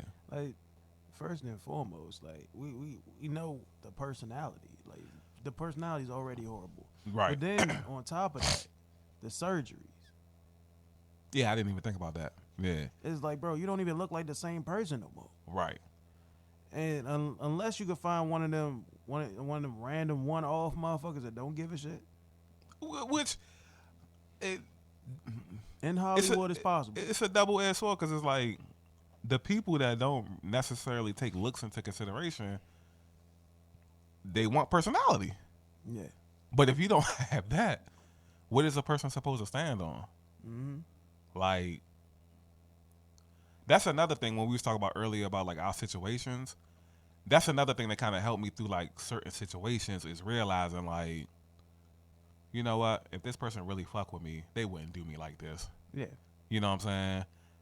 Based on this person's actions, the fantasies that I was having about this being the mother of my children, that they wouldn't make a good mother to my child. Yeah, update. You know what I'm saying? That'd be the end all be all right there, man. Yeah, this not what I envision. The promise that I made to my inner child. Yeah, man. Like, you so caught up in the white picket fence that you forget that the person that's standing right next to you behind it really is like one of the biggest parts of like that picture. Yeah. Like, you being in said picture is a nice thing, but the person standing next to you is the most important thing. Yeah, and when you take into consideration like, because over the past year and a half, I've super evolved. Mm-hmm. You know, and when you look at the grand scheme of things, a lot of this stuff is serious. Like, having a kid is serious. Yeah, definitely. And even if you don't have a kid, doing regular adult shit is buying a car. Yeah. Like, you have to be on point for that. Mm-hmm. If you want to buy like your own house, or you know how we talk about buying land and stuff like that, Yeah. that shit's serious. Definitely. You need like if you're gonna have a partner, your partner has to be serious. Yeah. Like, you can't really be cruising through life. Definitely not. You know what I'm saying? Or, like I like to say, you know, not battle tested. Yeah. because that's another thing when shit hits the fan, people split.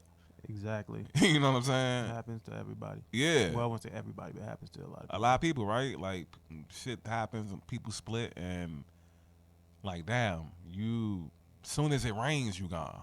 Yeah. You do know they got umbrellas. Yeah, like people were not like a lot of people weren't built to weather the storm, man. That's just usually how it works. Like they're in it for the benefits and not necessarily like the journey. Correct. And then as soon as the benefits either dry up or go in different direction, then they on to the next. Yeah. Again, it also comes down to options, quote unquote. Yeah, that's how it works. Yeah. That's how a lot of like relationships work. And like friendship, relationship, business, relationship doesn't matter. Yeah, like people like aren't really willing to like stick it out with people. It's unfortunate. Again, yeah, it's unfortunate. The word of the day brought to you by the letters U. Hey, yo, come on, man. Yeah, Sesame Street shit, nigga. Hey, yo, man. But, yeah, man. Brought to you by the letters F and U. Shut up. Wildin', bro. And the number 13 for 13 reasons why. Yo, come on, man. You wild. Come on, man. No. Feels good to be back, don't it? It do. It do, man. It do. But I know, like, again, like, it's not like a permanent thing, but it's always like it could be a one-off every now and then. Yeah. And the same thing I told Mark is, it ain't got to be a one and done. It ain't college basketball, you know what I'm saying? Yeah. But nah, I say all that to say, like, people, like you said, people don't be built for the storm. Nah. Yeah, and when you want something serious, you have to get with somebody serious. Yeah. And unfortunately, in this day and age, everybody thinks they're serious. That'd be the biggest problem. Yeah, that's a good point too. That's a good point too. And to be fair, your serious might not be my serious. Yeah. It's just like everybody don't want like a house, or everybody don't want. There's people that don't want kids. It's people that don't want like a car. It's people that don't want like a family. It's so yeah, that's true. Yeah. Because, I mean, the same thing, like, it happened to me. Like, the variables definitely count.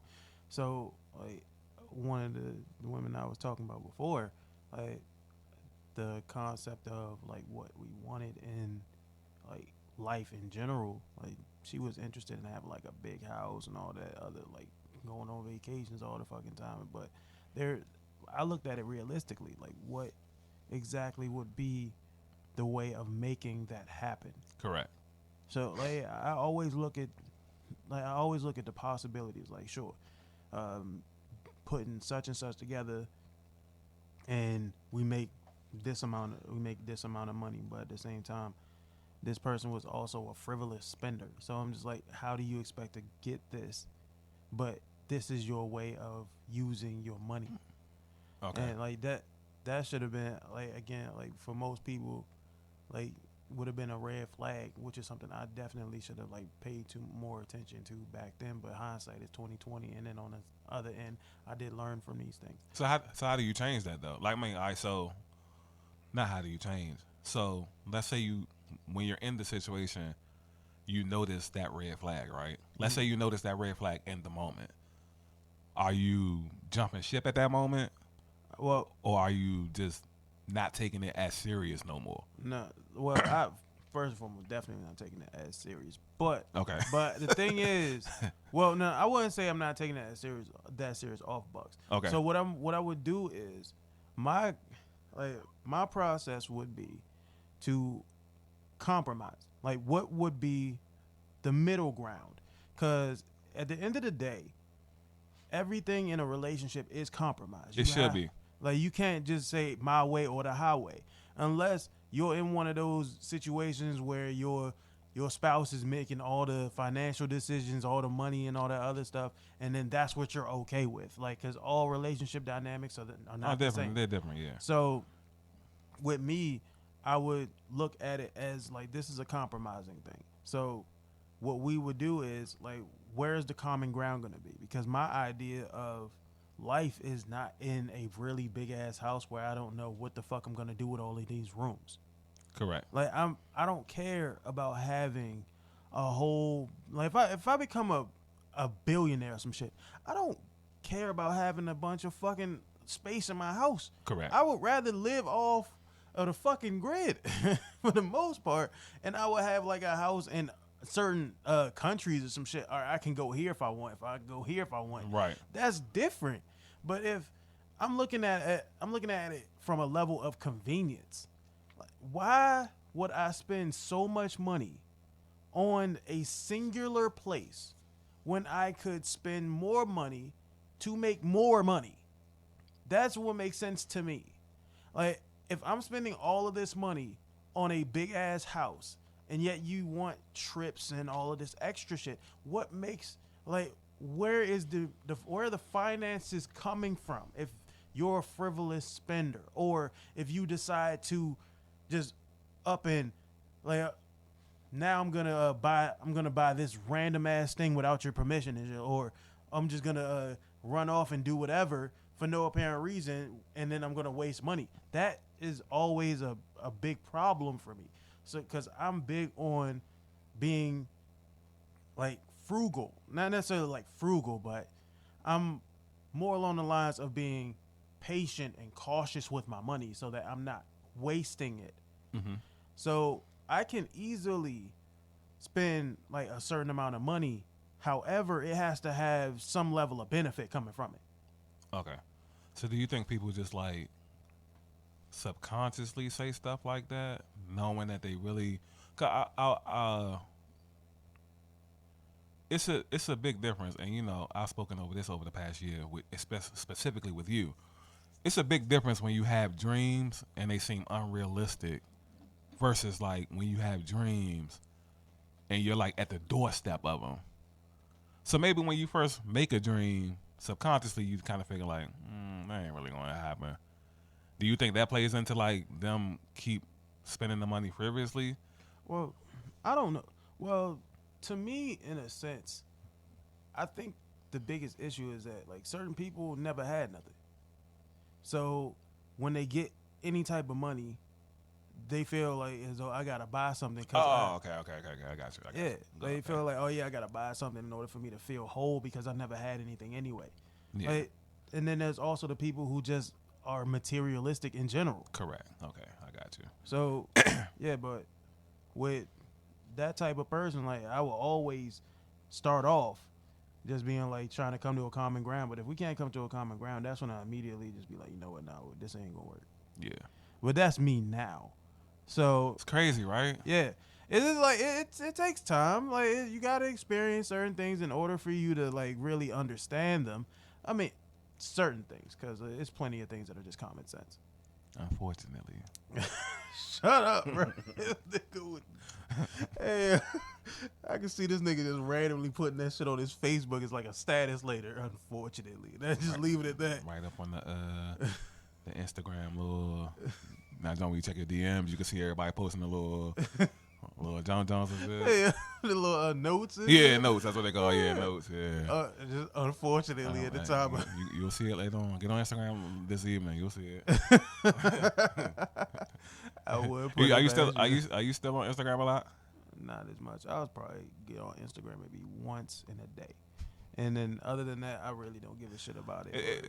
Crazy how like the script flipped on Instagram, right? Bruh, I mean, we used to be on there so much, man, because that was where we was posting all our content for the most part. Correct. Like, because Facebook wasn't really giving us like much of the viewership that Instagram was, right? But then once we decided, you know what, we can't like do consistent content the way we was and shit, that's when we kind of like fell off of Instagram, and then we just started doing our own things, and then eventually TikTok came around, because like you was on TikTok way before me. Correct. Yeah. So yeah, I was still avidly against it. So yeah, around that time I was still kind of trying to like cling to Instagram is like my main form of content and all that Yeah. shit. And you was trying to talk me into it, and I was just like, nah, I ain't gonna do it. I ain't gonna do it. I ain't gonna do it.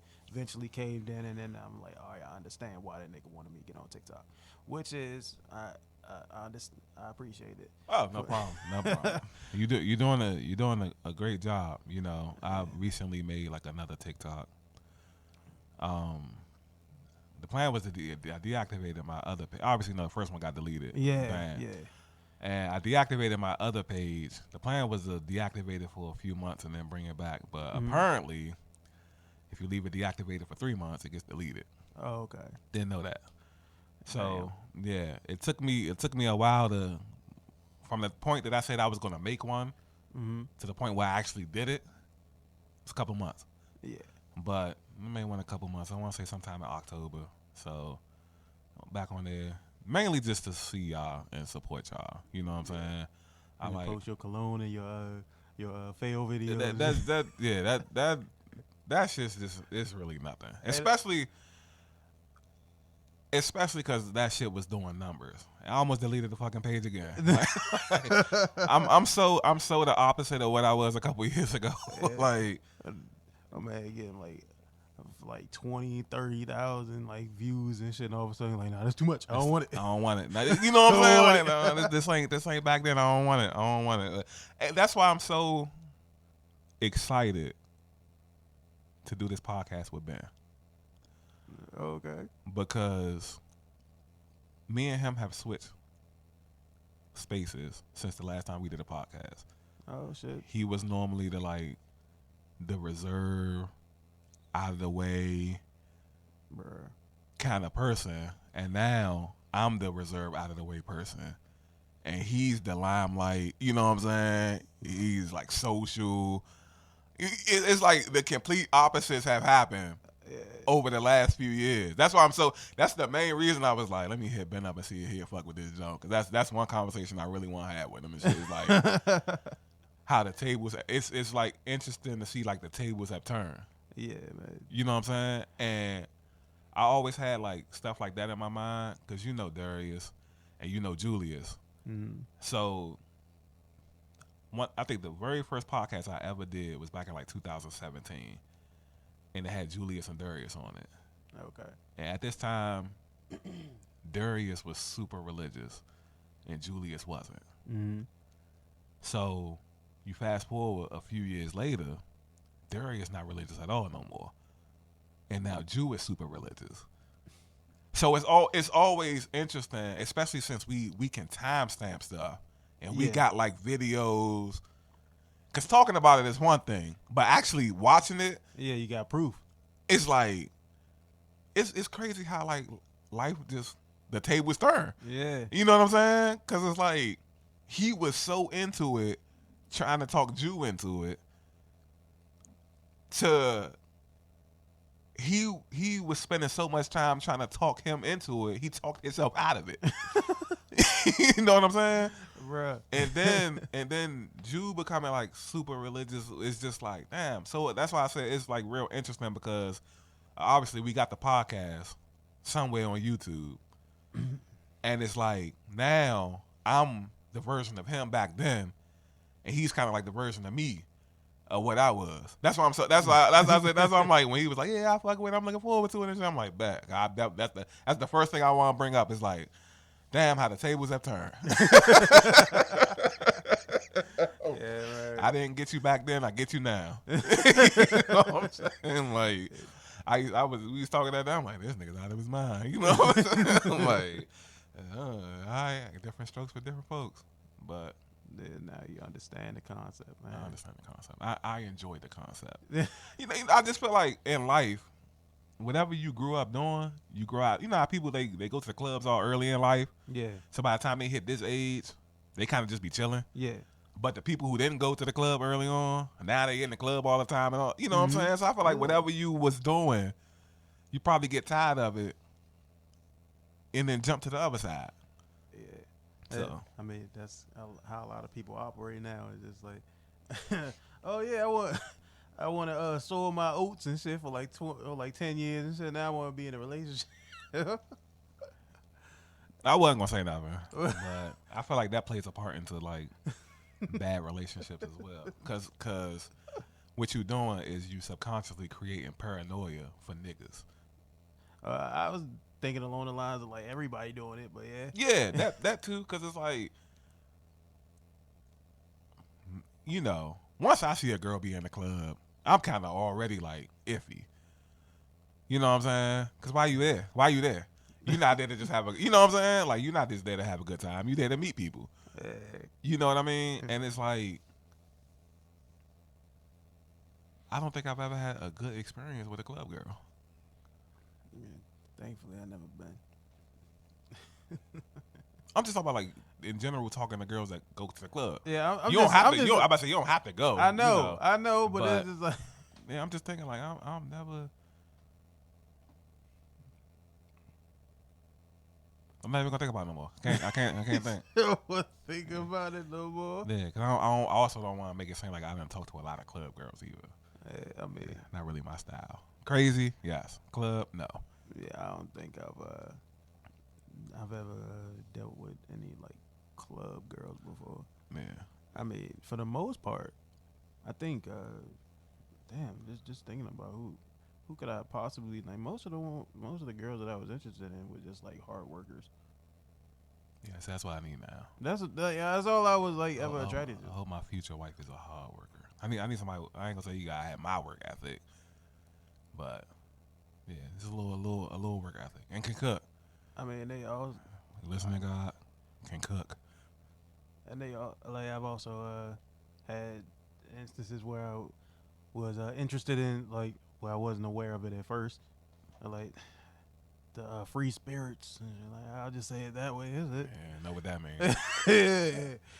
Hey, yo, niggas are bound to fuck up once and shit. At least once. Man, once a girl tell me she a free spirit, yeah, it's nice knowing you. Well, I said free spirit for the sake of just being politically. Well, I ain't gonna say politically correct because it's not politically correct either way. But anyway. Right. Yeah, I just ain't want to use the other word. I ain't gonna use it either, but I know exactly what word you're talking about. I was like the biggest difference. I was like, when I call myself a free spirit, I really mean it. You know what I'm saying? I really be day by day floating in the wind, peace, art, music type. You know what I'm saying? Yeah. I'm like, when girls say they're a free spirit, they just not even gonna get into it. For the most part, I actually fell off of the.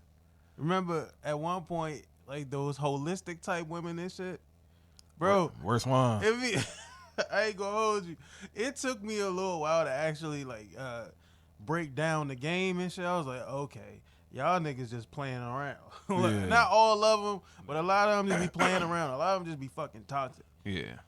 Like, oh yeah, selling candles and like telling you, Grand Rising. No, I don't trust no Grand Rising ass Jones now. I'm not. If you burning sage, I'm not doing.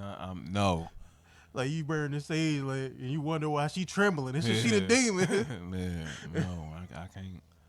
I can't fade. Nah, it's like I gotta talk to chicks that smoke barely. It depends. If you still functional, we could do it.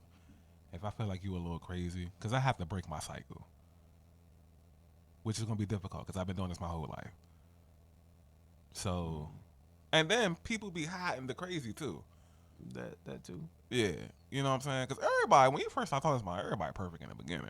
Yeah, I mean, that's why it's important to, like, develop a certain level of conversation with, like get to know them more. Like, like people would just be starting to just rush into relationships because they like a person a lot. It's like, because this idea of just like, which I do believe is a thing, love at first sight.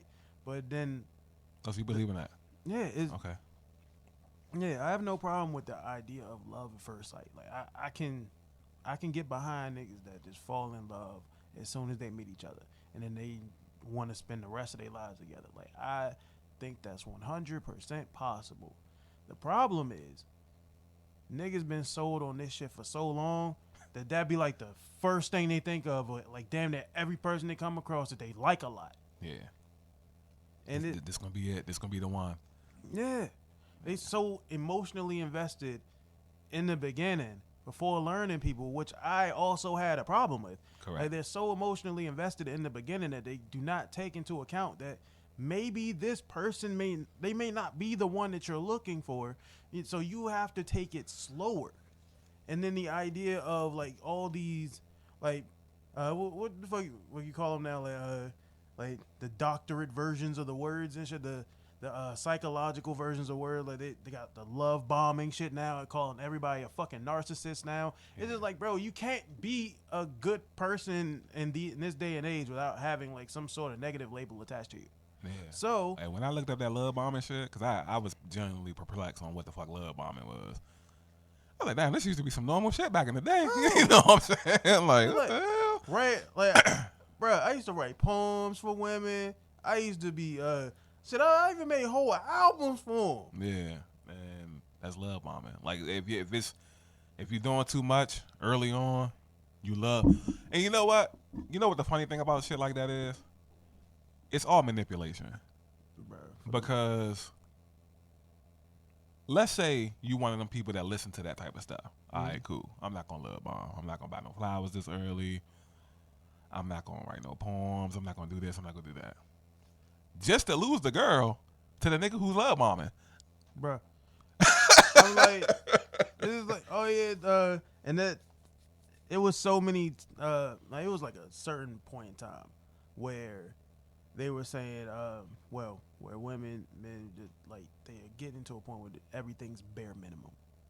Like, I hate hearing this shit. I'm like, bro, what the fuck do you mean bare minimum? Like, some of the most impossible tasks are like, oh yeah, this is bare minimum. Like, they'll say, well, certain people will say, oh yeah, men are supposed to provide, women are supposed to like take care of the household. Like, there's more to both sides than what you're asking of them. So you're going to limit them to a single role so that they're no longer human, just a sort of an accessory piece to whatever you're both trying to build. Mm-hmm. Like, so you become this person, they become that person, and they're no longer a fucking person anymore. They're just a thing. Correct. I just don't subscribe to that idea of a relationship. Like, if we're going to be in it, like, I understand 50-50 in a sense of like camaraderie, being together, being a unit. That's 50-50 to me, whether I'm paying 100% of the bills or I'm paying half, she's paying half, or we're just coming together and just being together broke and just together. Like, I mean, like you said earlier, every dynamic is different for the relationship. Exactly. I have, like, for what people believe 50-50 is now, like, you hear women saying, a man is 50-50 is your roommate. I'm just like, do you understand that the idea of two, like, separate incomes is more than one income? It's like, and we'll be okay with having a said roommate, but won't date the person, even though you're gonna be roommate. Like, it just don't make no sense. Like, so you're willing to do the 50-50, just not in a relationship. Just not in a relationship. Like, that don't make no sense. Yeah. Like, it's backwards. But that's usually how, like, certain women are. I wouldn't say all of them are like No. It's always those ones that have that idea, and then you have the other ones that are so easily manipulated that follow behind that, which is unfortunate because you have a whole bunch of people that are all fucked up because of just one singular ideology that kind of trickles down to the rest of them. Yeah, and these people confused whether they should do this or not. These people, you might not even have the means to pay all the bills. Yeah, in this economy, it's very fucking difficult. And like, in getting a 6-figure income at this level, it's very difficult due to, like, when you think about how bad the economy is as a collective for everyone, black, white, Latin, doesn't fucking matter. The economy is so bad to the point where, like, 50-50 is fucking reasonable. Like, even back in it, like 50-50, pretty much, it won't even be enough in this economy. Right.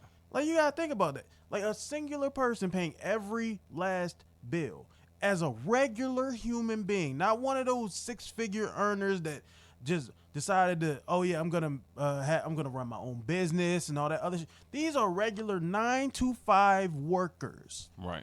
on a consistent basis are being put in a position where they're being compared to people who are 6-figure earners, who they are pretty much just they're the upper echelon of society, and the regular human being is being compared to them as if they are supposed to be automatically there based off of the fact that they're a certain age. You can compare the millionaires and all that.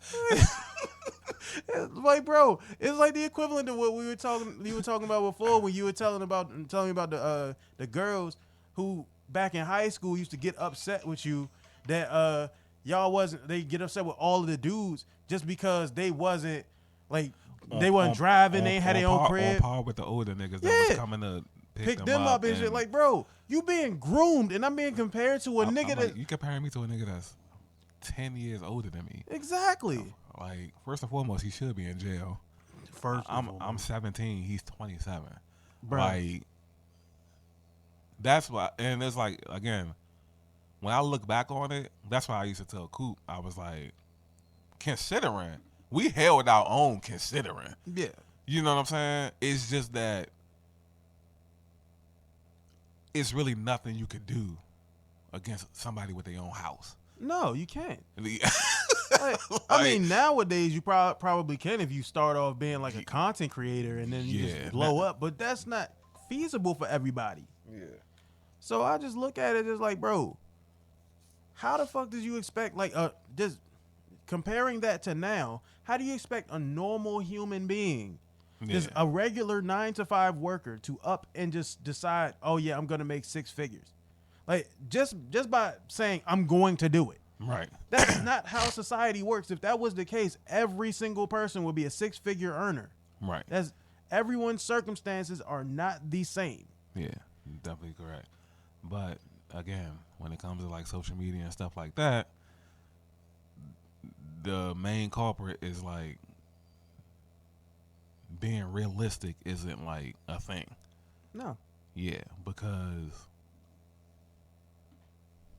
a lot of people got the whole fake it till you make it thing. So even though they know they're not talking to people that's making that much money, they act like they are. And then telling you should do it too. Yeah, comparison is the thief of joy. Yeah, and if you're not doing it, you settling. Because that's like another thing that seems to be a word, like you saying with like love bombing and narcissism and stuff. Yeah, the word settling is like, bro, is getting tossed around like it's no tomorrow, bro.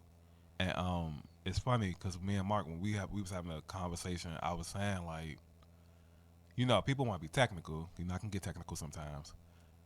Everybody's settling. Yeah. Because nobody's still with their first love. Well, it's few. It's few. It is. I'm not, you know, correct. It is some people out there still with their first, but the majority of people that's in this dating market right now, you're not even with who you initially chose to be with. Yeah. You know what I'm saying?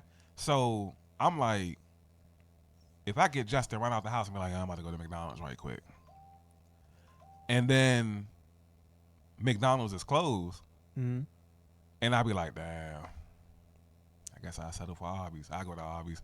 Yeah. I'm settling for Arby's. Yeah. You know what I'm saying? Not, I can't be like, oh yeah, you know Arby's better anyway. No, because if that was the case, I'd have went there from jump. You know what I'm saying?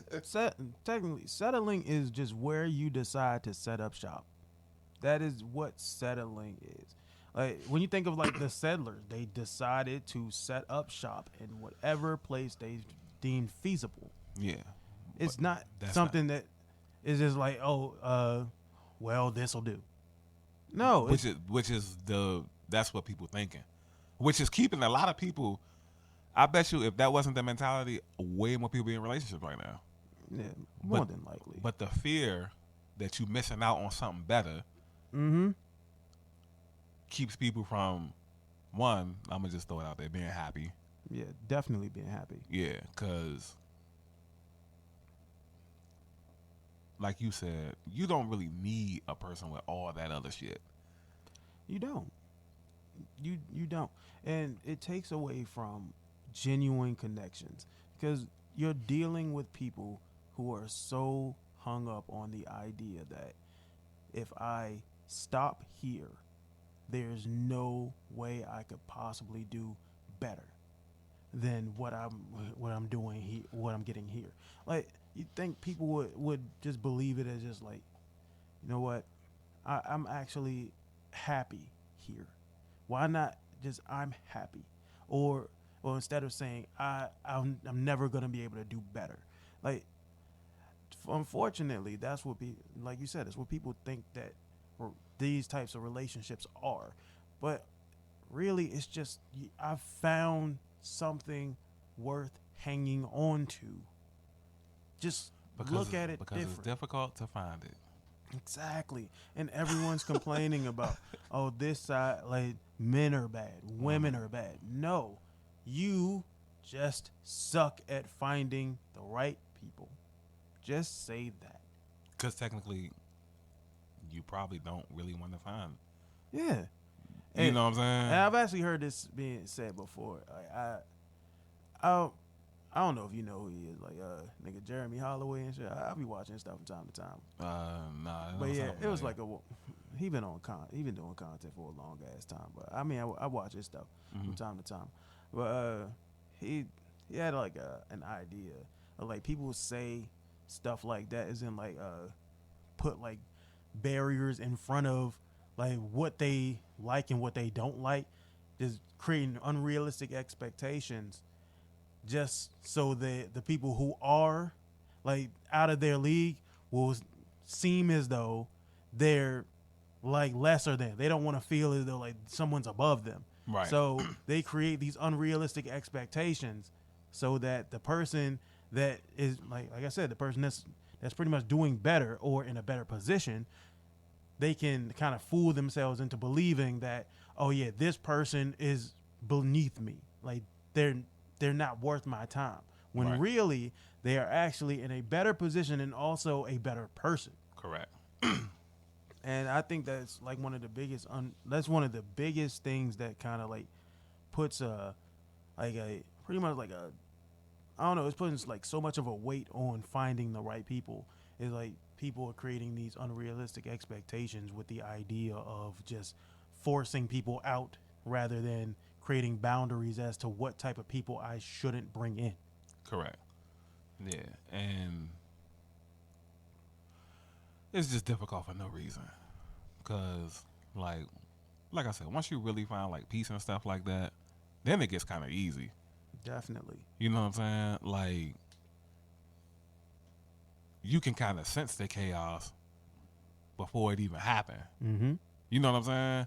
And so from that point, it's just like, yeah, I think this person is a little OC, so let me not get too attached, or let me not. I think with me, especially over these last 6 months, I want to say, my indifference level has grown tremendously. Mm-hmm. Where it's just like, you just be indifferent about all this shit. Yeah. You know what I'm saying? Like, this is what I want. I ain't about to go out here looking for it. I'm done doing that. If it comes, it comes. If it doesn't, I don't care. But genuinely not caring. Yeah. Not just saying it, but secretly you care. Mm-hmm. You know what I'm saying? Because, again, you know, that's how people do too. Manipulation. A lot of shit be manipulation, basically. Definitely. Manipulation tip. Because I can't tell you how many times, like you can just hear someone, like, either online or in real life, just saying some off-the-wall, outlandish shit that really makes absolutely no sense. And it's usually just a way of, like, kind of guilt-tripping someone into, like, feeling as though they're not deserving. Yeah. I'm super done with that. Man, it's because, like, if you think about it, it happens, like way too fucking often. Because, like, we don't talk about it much and shit. It's like, remember when they was trying to say that if you don't want to date a trans man and shit, like, you're automatically It's like Yeah. like you're transphobic. Yeah. I'm like, are Yeah. you kidding me? Yeah. Why? Yeah. Nah. Don't, you're not gonna guilt trip me into believing that I'm a certain way because I don't want to be with you. Yeah. It's like, bro, motherfuckers are allowed to have preferences. Yeah. Like, yeah, it's shit like that is like the entirety of like social media and like media in general is just like one giant guilt trip. Correct. And everybody's just using it or trying to use it to their advantage. Mm-hmm. Yeah. Because if you think about even in politics and shit, like if you don't believe in a certain thing, they automatically label you as something else. And like they use the term like liberal or like they'll use the term liberal as like an insult now. Yeah. And for the most part, like, and then you got communists. Yeah, and then you got the conservatives who are just like racist that aren't really coming out with it. Which some of them are, I will say that. However, even if I don't really fall in line with any of it, I'm not a person that's going to be out here. I don't vote. I don't give a shit. Like that's me. Because I feel as though me personally, and we've already talked about this before. Yeah. It's just like I don't feel like it's benefiting in any sense to like continuously vote for something that is not changing shit. But in a sense, like you have the opposite view as the like you believe that there are some things that are being changed that are beneficial. But again, on a smaller level, yes. In the grand scheme of things, now I do vote all the way around. By the way, so I vote from president down to the local mayor type. Yeah, you know which is understandable. Yeah, I don't have a problem with that. But I feel like the only shit that really changes is the shit that the local mayor type shit. You know what I'm saying? Like I feel like once you kind of get to like once you get past like the mayor and you kind of get to like the governor, I feel like from that point up, from governor to like president, shit really not gonna change. Yeah, we get changes in Forestville. You know, we get changes happening around here a lot. You know what I'm saying? So like that's HOA and shit. That and yeah, whatever their power is, they do stuff. Other than that, yeah, I completely understand why people feel like, because you really, you go through the same thing all the time. So, but I do it just to do it. You know what I'm saying? Yeah. But I'm not super into politics. Because I'm not gonna lie, when I did vote, like 60% of niggas, I had no idea who they was. I know who running for president. I know who running for governor. I know who running for mayor. All this other shit in between, Secretary of State, Secretary of Defense, all these other niggas, I have no idea who these niggas are. Whoever names sound cooler. They sound cooler though. That's who getting the votes, man. Hey, you know what I'm saying? Nigga wild, bro. He sound like a cool nigga. You know what I'm saying? Ain't no fucking way, bro. Cuz could be playing the former dictatorship or some shit. You know, I don't be into that. I got friends that be super into it. So by nature, you kind of pick up on certain stuff. Yeah. But I don't care to do a deep dive myself into it. Understandable. Yeah. Because at that point, I do feel like it's not really worth it. Like I said. And the only reason I probably really care about like who the mayor of Forestville is because that used to be my nickname. People used to call me the mayor, and then one day I was just like, I wonder who really is the mayor though? Like who really is like the city council type person? You know what I'm saying? And then from that point on, I just been kind of like keeping up with them and shit. But yeah, not really big on politics, but I do vote. Yeah. Same thing as being in school. You vote for class president and all that. I shit. ain't never vote for that shit either. You really don't give a fuck who's gonna be the class president, but you do it. You know what I'm saying? Man, like I did not ever vote for that shit. And like the class president and all that other shit, bro. I left that shit all the way alone, bro. Yeah. Like I didn't find any of that shit appealing, cause it always had that like it always gave me that feeling as though like nothing's gonna happen if I vote for you. Like you give me all of these ideas, like oh yeah, you can, like we gonna do this, we gonna do that. I'm like, bro, you have no fucking power. It's just preparing you for adulthood and find out the president don't really got no power either type shit. But I don't know, even they might. Nah, Cuz us up in there now, he seemed to got quite a bit of power. I ain't gonna lie. He kind of got me rethinking all this shit. Like, damn, nigga said like, you know, shit run through Congress and all for that. the most part, you just gotta find a nigga with money. Like the lobbying don't work with a nigga that got money. His own money. Yeah, like, he ain't taking like a bunch of donations from people. He getting them. I mean, but he ain't dependent on it. Yeah, like nigga got money. Yeah, and naturally, like he's also like a social media presence, so he's relatable to certain motherfuckers. Yeah, he's very different from what we've had in the past. I will say that. Yeah, I mean, I don't give a shit about him. Yeah, but still. Yeah. It's just pointing out it's understandable why his tactics are working. Yeah, I mean, because again,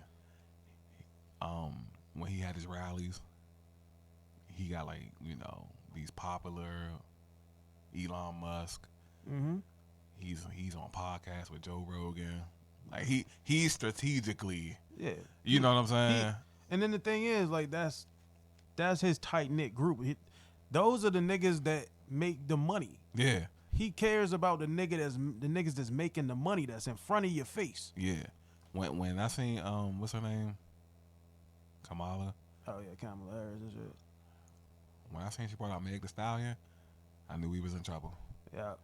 I'm like, bro, I ain't gonna hold you. Like that whole like for me, I had no problem. Like if people want to vote for like a female president and shit, I'm all for that shit. However, like you ain't about to sit here and, like I looked at that shit as like, oh, you trying to play in niggas' faces. That's how I saw it. I saw it as this a L. Like I done seen Elon Musk, Dana White, Joe Rogan, and this what you got over here? Meg Thee Stallion? Yeah, okay. Nigga, ain't she in trouble right now? I'm like, yeah, this shit about to get ugly. You know what I'm saying? And then on top of that, like I saw like beforehand where Joe Biden, before he had to step down, this nigga was like, oh yeah, if you don't vote for me, you ain't black. And so I'm like, nigga, who the fuck decided this was a good idea? Yeah. I'm like, yo, he literally playing in your motherfucking face. That's probably why they shut him down. I was like, yeah, bro, you gotta chill, bro. You know what I'm saying? You be falling, you be stumbling. Bro be like stopping mid-sentence, just staring off into space and all that. I'm like, yeah, bro, you gotta step down, bro. And this nigga just saying anything. Oh, damn.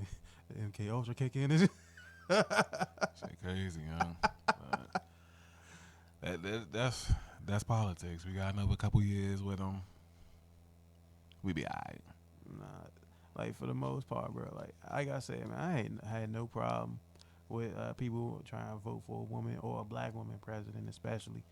Like I have no problem with that whatsoever. But when you start playing with niggas like that, Meg Thee Stallion not gonna get you votes, bro.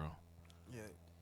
Cause like I just look at that shit as like the supreme levels of pandering and shit. Like you don't even consider yourself as like a black woman, and then you trying to like get the black vote by getting Meg Thee Stallion. Like you could have got somebody like Inspirational or anybody else. Shit, like, get it like a hologram of Tupac or some shit. Cuz that'd have been better than Meg for fuck sure. Yeah. Something, but that usually like she was just trying to gain the black women's votes and all that other shit. Worst way to do it. But I mean it worked. Like it was her I think her voting sway was like around like 80-some% black. So. And where did that get you? Ran out the fucking gym. Yeah, but and then like most of the Spanish the Spanish Latinos ended up voting like majority against her. So that was kind of what swayed the vote. Majority of it being that's on her. Should have got George Lopez or something. Hey, yo, remember you mentioned George Lopez in like I think it was like the first episode of the podcast, nigga, called. Hey yo, like the funniest in the class. So it was like the senior year got the funniest person in the class. Got he was doing his little theme song and shit.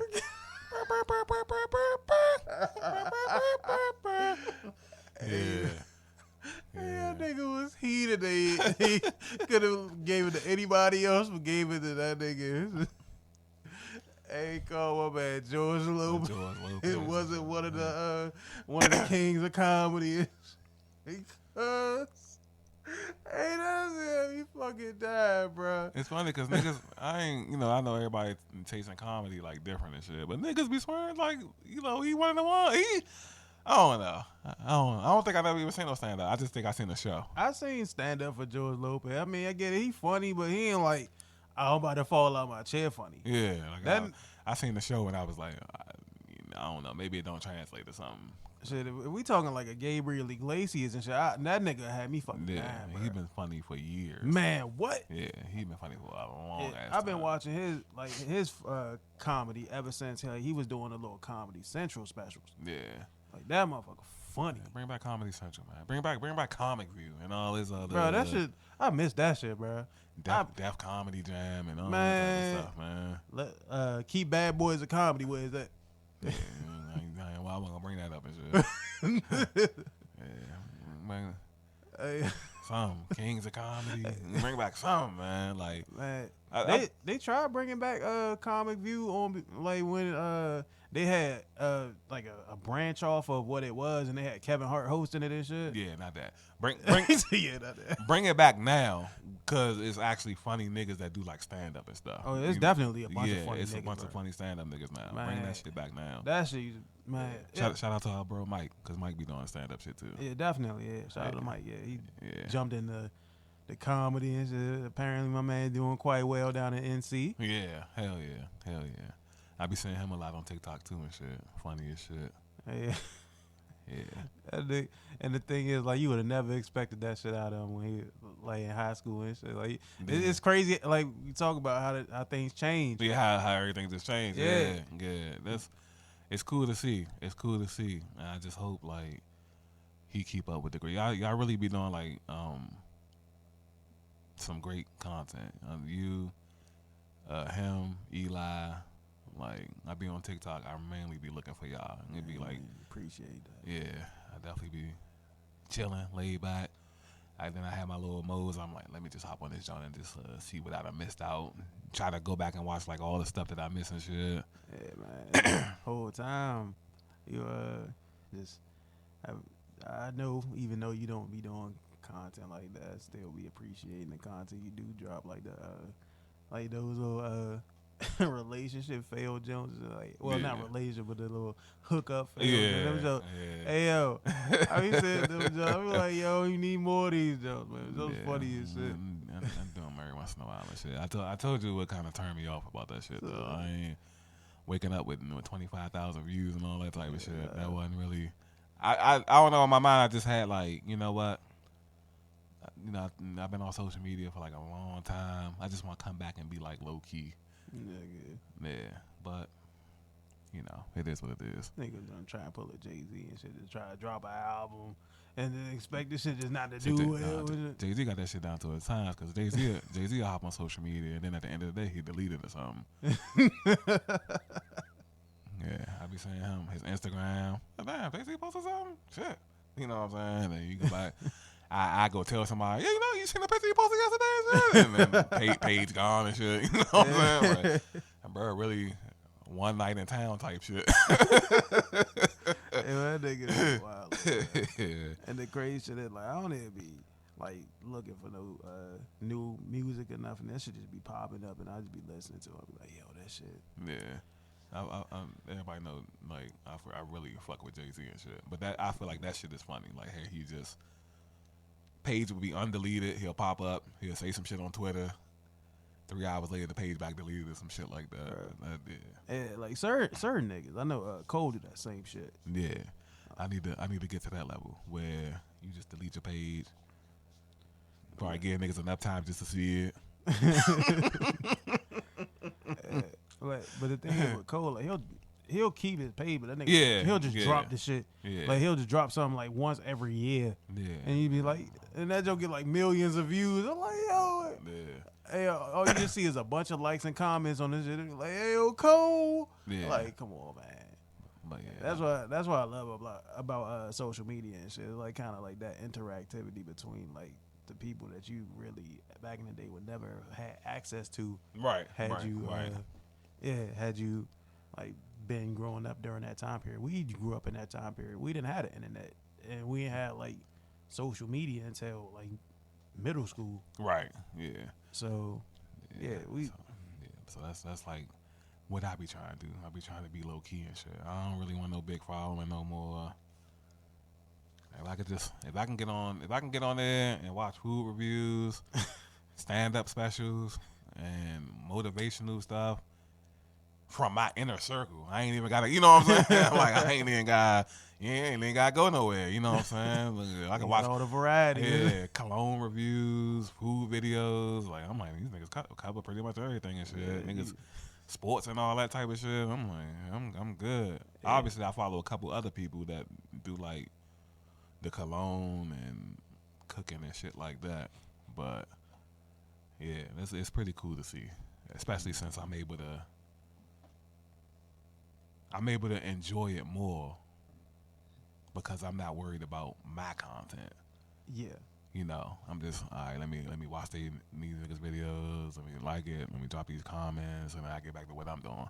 I can really just sit there and just, you know, enjoy the moment type shit. It's pretty cool to see. Like one thing I even told myself, I think when I first made the page, it was like back in October sometime. I was like, again, how the tables turn.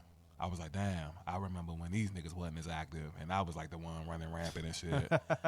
And now I'm the nigga that's just like laid back, chilling. You know what I'm saying? Yeah. Pop up every once in a while. I mean, for the most part, I would have been active. The problem was like the health issues was really fucking me over. Yeah, I get it, but I'm just saying, like, you know, in general and shit. Yeah, I mean, I yeah. So cause like around that time, what was it?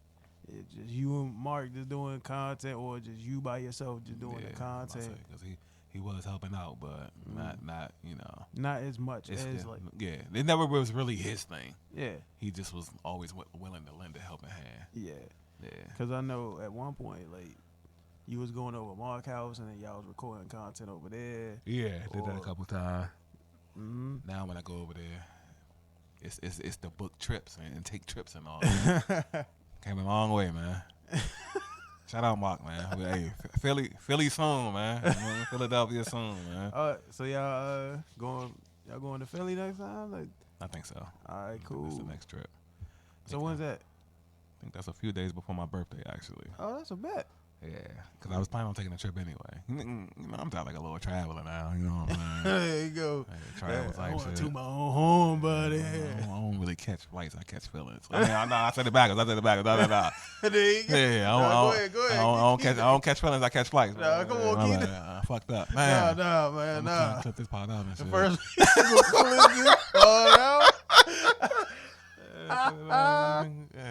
Nigga be catching feelings like shit. Hell no. Trying to be cool. I fucked it all up, man. You should have rehearsed that. That's the problem with being spontaneous. You know what I'm saying? You know, you just be trusting yourself to come up with some wavy shit on the fly. Shit. Anything I understand. Yeah, it happens. We human. We just said earlier, we human. You know Players fuck up. Yeah, unfortunately. There you go, man. There you fucking go, bro. Nah, but I do like the traveling and shit. That's pretty cool, man. Yeah, man. I'm able to see different places. We be traveling for different reasons. Like he be looking at like land and stuff like that. Yeah. I just be wherever we at, wherever is the ambiance of where we at. Mm-hmm. Like I don't know what the ambiance of Philadelphia is gonna be. You know, hopefully it's the good side of Philly, and not like the Meek Mill side. And, you know what I'm saying? Cheese steaks and gunshots. Yeah, you know, Wallow, Gilly the Kid type niggas and shit. And hopefully it's not that side of Philly, but hey, but I hope Philly like win the Super Bowl or some shit around that time. Otherwise, it's gonna be some unruly niggas. Might be, but I do want to get a cheesesteak.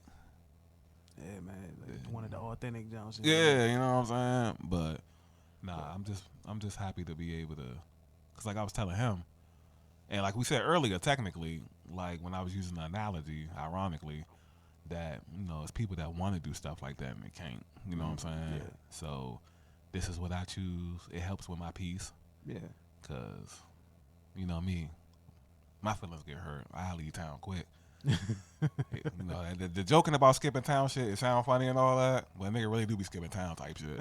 just without owing people money. You know what I'm saying? Yeah, I know what you mean, man. Yeah, you wake up, I'll be in New York, New Jersey, maybe in Florida. Shit, my skipping time would just be, I'm just not gonna be online. I'm gonna have content to post. You just not gonna see me. Yeah, I'll do that too and shit. Cause like I was telling him, I was like, I done got to the point where I used to be so pressed. Like every time I would go somewhere, I would want to take pictures and shit. Half the time I don't even take pictures no more. Yeah, I have pictures in my mind that I want to take, and if I can't take them, I won't take them. Like when I went to New York, I want to take a picture in Times Square. Oh yeah, that's definitely gonna be a fire picture. But I didn't make it to Times Square, so I was like, I don't want to take no pictures at all. You're gonna take that picture. Yeah, I am. I'm not about to take no pictures in Brooklyn. Like, unless I was outside of like a bodega or something. You know what I'm saying? You with these bodegas. Bodega. You with these fucking bodegas. Bodega. Hey, popped in my memory. I think it was yesterday on Facebook when we went out the Mike joint. Yeah. And we took that little picture outside the little joint. What was we at? Silver Spring, I think, right? I think so. Yeah. Just kept calling that shit a fucking bodega. Yeah, that shit popped up in the memories and shit, man. I was like, look at us outside the bodega and shit. I'm like, this nigga was wildin', bro. Yeah. And I think it was a dude that was walking past and shit that was talking to us and shit. Yeah. We were trying to take a picture out front of this. Yeah, we was trying to take a picture in a couple of little different spots and shit. Man. Yeah, that whatever little area we was in, that was a nice little blend. Cause I think that was the same day we recorded his documentary. Yeah, with his mom. Yeah, I think we did he want to stop somewhere? I'm not sure. Or did we just want to stop and take pictures? It could have been in that time period. It could have just been me wanting to stop and take pictures because shit looked like a bodega. Yeah, cause I think we just outside. We didn't leave like the area yet. We didn't get in the car or nothing. I think we just walked around a little bit. Yeah, because in that time period, I was like, I don't know about y'all, but it had been a long time since I've been like to Silver Spring, like high school type shit probably. When niggas used to just hop on the train and just go places. You could just go places type shit. I'm like, yeah, this is real nice. Enjoy the little ambiance. Like I said, I was talking about the bodegas a whole lot. That shit looked like it. Take a picture of this job type shit. Yeah. But yeah, Times Square and a nice picture somewhere in Florida. Oh shit. I hope there ain't no gators around, man. Nah, not that part of Florida. Yeah, maybe like I don't know, maybe on the beach or something. We'll see. But Times Square for sure. I need a picture in Times Square. Sooner than later. Get one of those upward shot Jones, or where you get like the billboard in the back. Yeah. It gotta be that. Or I think because there's also a restaurant I want to try out in Times Square too. Oh shit. Yeah, it's a little restaurant / wine. Type this nigga. I collect wine and shit. So yeah, I could eat and see what they got. Hopefully it's reasonable prices because I'm not that kind of wine collector. Hey, my man don't drink, but they collect wine and shit. It's crazy, right? I tell myself I buy like a little farm or something one day. I might pop a bottle. Hey, yeah. Yeah, I might toast to it. Yeah, toast to a job well done, man. Pour something for the cows and all that. For the cows. Yeah. Like one for my homies. Man, this milk a little sweet right here. This kind of shit. Cows had wine in the system and shit.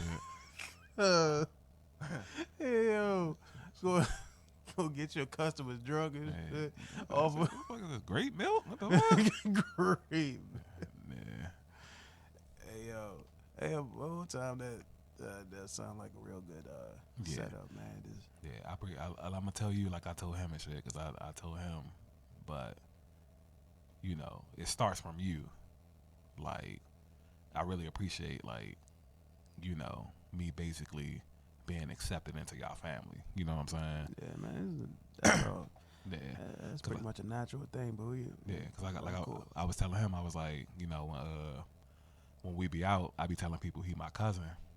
So I was like, I tell people Mike my cousin, but it's a little bit harder to lie to people because they've been seeing me with Mike for like the last 20 years and shit. You know what I'm saying? I was like, you just start coming around, and people know I don't post family, so they be, oh yeah, they probably his cousin and shit. I'm like, niggas literally been seeing me with Mike since like 2006 type shit. You know what I'm saying? Yeah, niggas go way back. So it's like, oh, somebody got married or something. And now I'm trying to make up a family, you know. I got a whole backstory. Yeah, my second cousin and like his third cousin type shit, you know, came together as a fifth cousin, and then They got added numbers. I'm about to say, 3 + 2 is 5, so like the fifth cousin is like how we related, so we cousins and shit type shit. You know what I'm saying? This nigga wildin', bro. This nigga don't know what the fuck he talking about. Hey, there's a drawback of making shit up on the fly. Hey, bro. Oh, dog. Yeah, I'm a bad liar. So I'm not even gonna lie. I'm a bad liar. So, like, even if I had time to make up a lie, I'm a bad liar. So I can imagine me in the moment trying to, my bad. I got caught up in, Hey, nigga, you can't go wrong with Bob Ross on the screen, I got Bob Ross in the background. You know, he doing his thing, man. I watch this nigga so much, bro. Shit got to be a mental illness. You had Bob Ross on the TV and Bob Ross on the computer screen. Yeah, but hey, right behind, I'm watching them on 2 screens, two different episodes. This shit is uncanny, bro. Like, I can't just watch this nigga paint one picture. I gotta see him do two at a time. Nigga, hey, we used to sit in this motherfucker watch Bob Ross all day. Throw the whole day away. Nigga, just watching Bob Ross, critiquing the whole episode. Yeah. just listen to the nigga whisper to you while you painting and shit. Yeah. You just gotta beat the devil out of him, that's all. Hey, yo, I ain't gonna hold you, man. Like, we had some real damn good commentary. Always positive, but really fucking hilarious, though. Yeah, funny. Like, two niggas, low-key niggas I always love. Bob Ross is one of them, and Mr. Rogers, young. Man. Yeah. Like, hey, yo, both of these motherfuckers dangerous, boy. Both of them dangerous. These niggas are too dangerous. Niggas super calm and collected. Yeah, you realize the calmest niggas be the ones that got the most problems. Yeah. Like, they done seen the worst. Now they clinging to the best. That's kind of like how we do it. Yeah. They clinging to the peace, man. Yeah. They know what it look like when chaos comes. Yeah, you done thrived in the chaos. Now it's time for something different and shit. Yeah, but them two niggas, this nigga with all his painting and shit, and Mr. Rogers, bro. The little nuance, right? And I've said this a million times. Coming in the house, changing his sweater and his shoes, and then when the episode's over, go back into the other sweater and shoes to leave back out. Hey, yo, man got air house shoes and sweaters. Hey, yo, he the GOAT. That's a certain level of like comfort I'm trying to achieve. I'm like, this nigga like that. Indoor sweaters, outdoor sweaters, indoor shoes, outdoor shoes. Make believe land, like nah. Lamb chopping them niggas. Yeah, I really was banging with both of these niggas, man. Yeah, man. Definitely go to this. Even though as a kid, like, it took me a while to warm up to Mr. Rogers and shit. Because I was really just into cartoons and Sesame Street. Got you. So like anything that was kind of like mellowed out and shit, it was like it wasn't exciting enough for me. Yeah, because Sesame Street was chaotic. So, but after that, I warmed up to Mr. Rogers and shit. And it was more just like, hey, I want to watch this. I want to watch the train going into make believe land. Yeah. That was what got me interested with the train going into make believe land. Yeah, that and this nigga having a traffic light in this living room. Damn, I want one of those. You know what I'm saying? Like, I thought those were just for the streets. I didn't know you could have one in your house. Feed the little fish and all that. Man, this is like he was one of those dudes that seemed like had everything calculated. This nigga was like Jigsaw. Yeah. Hey yo, like a cool old dude, but on the inside, that nigga might be a problem. Yeah. Shout out to them too. Shout out to not to mention. Shout out to Sesame Street too. As you can see, I used a little shtick earlier. You know, this word has been brought to you by. Can't beat it. Man, what the letters of the day gonna be? Letters, numbers. Man. Nah, Sesame Street super chaotic. A bunch of wild characters, yo. Hey yo, I think like then we had in a conversation we was talking about how we could have like an evil Sesame Street. Mm-hmm. Hey, who your favorite character on Sesame Street? as far as my favorite character is concerned, like I don't know, like Give me 3, because it's too hard to pick one. Yeah, it's very hard to pick. It's hard to pick one. I give you 3. So first and foremost, my favorite, like one of my favorites would be the Count. I love the Count. Okay. Like Okay, all right, that's underrated. All right, yeah, that's good. I like that. Yeah, I like that. I love. That's actually hilarious. I like that. The Count. All right. The Count. I love Bert with Bert and Ernie and shit. Like Bert is the dumbest one. Hey, you think he in everybody top 3? Bro, that nigga funny. He better be. He better be. That nigga hilarious, bro. And I also love, like, even though like it's kind of like a 3A 3B. Grover and Elmo. Okay. Because I know Elmo will be a nigga's number 1. Correct. I was pretty similar because Grover is my number 1 of Bucks, and Bert is number 2. I just grew up loving idiots, bro. Like, hey Bert, hey Bert. You just sing the Rubber Ducky song. Yeah, I love that nigga, bro. Bert being an idiot. And Grover working in the restaurant and always getting niggas orders, like the little blue cuz with the mustache and shit. I ordered alphabet soup. It's flies in my soup. You know what I'm saying? Like, yeah. Hey yo, that. I don't even think I can give you a third person. I don't even think I even care about a third person if I can get them to. Like, yeah, I mean, so some people like some people love Oscar though. For the most part. Like, ooh, yeah. So, oh, yeah, that'll be number 3. Yeah, gotta be number 3. My bad, Oscar. Can't forget, I forgot the Grouch, man. Guy had a Grouch, man. Hey, I remember that episode where they went inside my man trash can. Yeah. You got to see what's in there. I was like, yo, my man living. My man living. This nigga underground. No bull. I was like, yo, my man... Whole time, he probably one of them niggas that wear, like, aluminum foil hats and shit. Just... Like, yeah, that. Oh, she used to be kind of funny. Snuffleupagus, he was kind of alright. I still remember that Dave Chappelle joke about that shit was hilarious. That was little Sesame Street there, bro. My man flips Sesame Street into like this chaotic place, bro. With the STDs, that shit was funny as shit, yo. Bro, and then on the stand-up special, he also did a bit about it. Where he called Snuffy junkie. Yeah, because he was talking about Count 2 on that job. Yeah, he called him a pimp. Yeah. And yeah, that was classic Dave Chappelle right there. Man, what? Yeah. Because I forgot, like, I think that was Killing Me Softly. That's where that came from. Okay, yeah. And, I do remember that John and shit. That was hilarious. Man. Hilarious. But I also remember the other one that he did where he was talking about where he went to when he first started doing Chappelle's show. Well, no, it was the second season, and he was upset about how many people would walk up to him and just saying, "I'm Rick James, bitch." Yeah. He was like, "Could you please stop calling me a bitch in front of my kids?" He said it was so unprofessional because Mickey Mouse did it. Yeah. He died, bro. And that's one of my favorite characters too, because I cannot get over that voice, y'all. Ever since I was a kid. Oh, boy. Yeah. Oh, yeah. That nigga's like that. My nephews used to watch, my niece used to watch Mickey Mouse Clubhouse. The Clubhouse, I hear that shit every morning. Yeah. Oh, Toodles. Yeah. Like, that nigga, shut up. Mickey Mouse funny as shit, yo. Like, yeah. But, yeah. I mean, out of them niggas,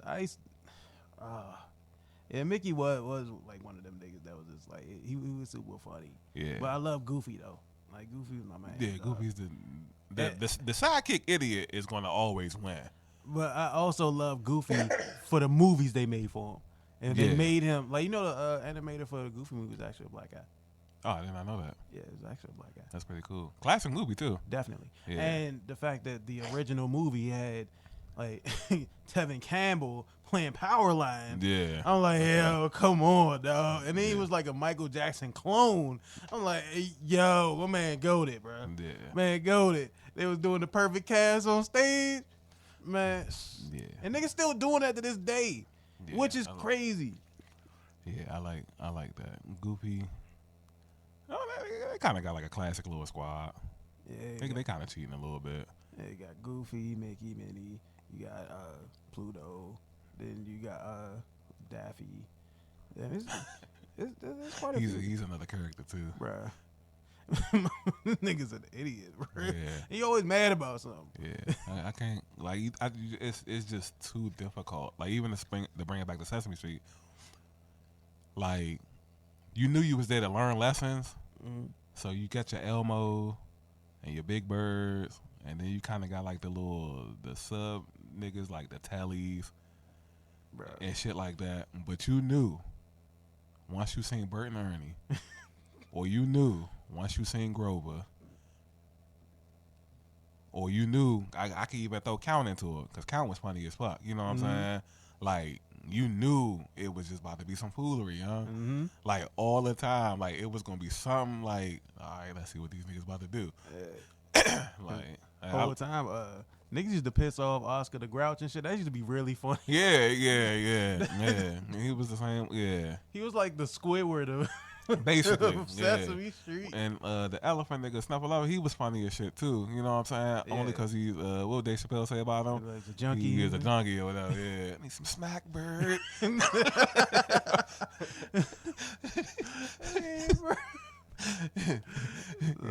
nah, that shit was funny as shit. Man, and the whole time, like that shit lasted ever since what was it, like the 20s, like 20s or 30s? Before TV had color, bro. Bro, that's just wild, bro. Yeah. Just for it to last that fucking long is crazy, dog. Yeah. Like it's unfathomable how many generations it lasted. Same thing with Mr. Rogers. Like that joint was like it was around. He did that shit for like 40 years, bro. I couldn't even imagine doing a show for 40 years, man. Yeah, PBS had a run, bro, like a serious run. Every show, and almost every show, I know they had shows that didn't hit, but their shows that hit, like hit. Yeah, Arthur, 30 years. You know what I'm saying? Like, I'm like, I found this on the web. oh shit, my phone talking. Oh, that Was it Arthur was the key word? Yeah. Niggas bringing up Arthur. If I don't get to working and all that, Hey, yo. turn you over. Man. Internet listening, man. Nah, man. We shouldn't have been talking about the What's that? Giving them their props. They having a run.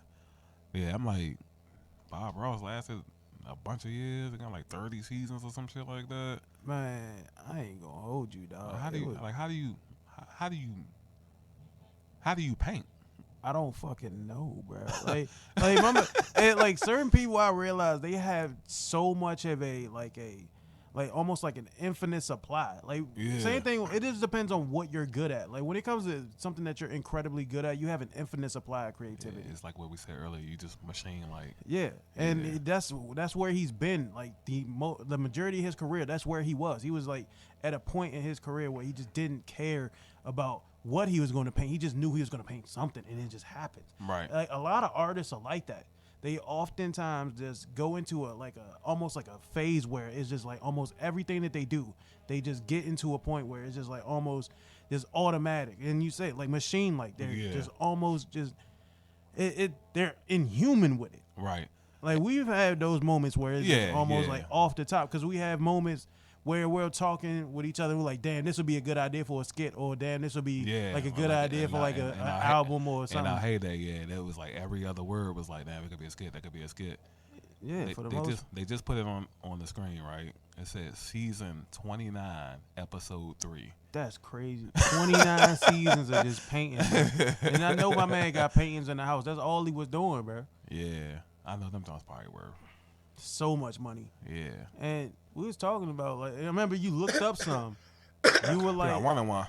Yeah, you looked up the Jones and you was like, yeah, this kind of expensive. Yeah, definitely expensive. You're like, yeah, I'll just try to get a replica. Yeah. I'll take a replica or something. But if I ever was to get like rich or something, that's something I probably would buy. I wouldn't be like a big spender for real, but I would buy a real authentic Bob Ross painting. Yeah, because I mean, Bob Ross, like you have a passion for his work. That's my niggas, man.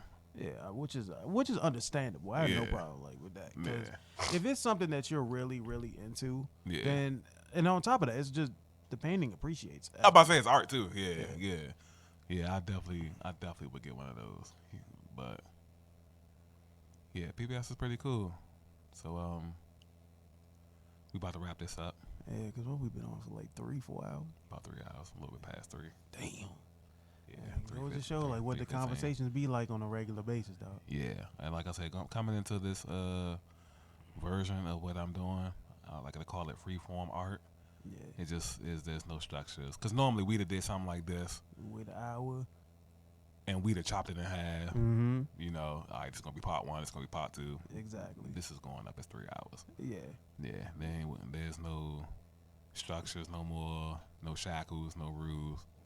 Yeah, pretty much, man. It's just like you can't really like put like a time limit on stuff like that, especially what you call it like freeform art and shit. Yeah, that was another thing that we kind of like started doing too much of and shit. We kind of like putting too much of a limit on things, and then we ended up breaking. And I'll take blame for that because coming into making content, I was super big on extreme structure and. Which in theory isn't a bad thing. Yeah. But too much of anything is a bad thing. Definitely. And then trying to force that ideology on everybody else, I felt like also wasn't, the best idea. I mean, it worked. Like structure isn't always a bad thing. It just depends on like what the topic choice is. Yeah. I feel like for content, since content is art, I feel like it shouldn't be structured. Yeah, understandable. But it took for me to go through what I went through, like how we were saying earlier, for me to kind of be like, I had to learn in another aspect of life not to care what other people think, to bring it to this aspect in my life. Yeah. Like now, I don't give a fuck about algorithms. Now, I don't give a fuck about people following. Now, I don't give a fuck about what this specific person is going to think of my content. Yeah. Like everything I took into consideration, I think an hour is good enough for a podcast. You know what I'm saying? That seems to be the hot thing. Now it's just like, however the conversation goes, it just goes. Yeah. Like, and I knew specifically with you, like it was going to be a lengthy podcast because this is shit that we do on a normal. Mm-hmm. You know what I'm saying? Like, I think me and Mark's jump was like an hour and 20 minutes, I think. Which is still good. It's still lengthy. Yeah. But I know with certain people, and we didn't even talk about a lot of topics considering. No, not really. You know what I'm saying? It's just like certain things just kind of branch into another thing and another thing. But it's just like the topic still remains kind of like condensed in like the same spot. And we deep dive into the actual, meat and potatoes of it. Never said that in a while. So, yeah, I definitely appreciate you for stopping through. Yeah, of course, man. I'm always available when you need me, man. I appreciate that. You already plugged the TikTok earlier. Yeah, man. It's Tony with the tank tops and shit. Tony with the tank top. Got a tank top on right now. Yeah, I wear tank tops all year round. Tank top, sweatpants, man. Yeah, I'm not really a tank top person. I do it every once in a blue moon, but I don't really got a tank top body. You know what I'm saying? Nigga, neither do I. I mean, I did at one point, but still. Yeah, so. Both got on sweatpants, though. We'll say that. Yeah. Oh, man. You seen the pictures I posted when I went on my trip? Yeah. With the jeans? Yes, sir. Yeah, that's my first time wearing jeans in like 15 years, bro. I told Eli that shit the other day. He's like, I don't think I've never seen you wear jeans before. I said, bro, I might have been like 20. Hey, yo. The last time I wore a pair of jeans, bro. Yeah, last time I wore a pair of jeans was like a year and a half ago. I'm really strict on the idea of just wearing sweatpants, tank tops, and shit. Sweatpants, shorts, and slacks. Yeah, when you want to get fancy and shit. I dress up and shit. Coming soon, by the way. Coming soon. I'm dress up and hit the harbor or something real soon. Ave at the dock, man. Yeah, I like. That's how I know I'm getting old too. Because I like simple shit like that. I like dressing up with these button ups and shit, putting on some nice cologne, just to go get something to eat at the harbor. Hey, that's how. Hey, ain't nothing wrong with that, dog. Like it ain't no elaborate plans. It ain't no. Hey, I hope I run into such and such. I hope I see this person. Nah, it just be like, I'm just going in, get something to eat. Yeah, but at the same time, it's just like, I don't know who I'm gonna run into, so I'm always gonna have like I'm gonna be on my best behavior or some like smell my best or some shit like that. Cause like I said, man, you don't know who you gonna run into and shit. Yeah, could find your wife and shit. I was thinking about that before I came over here.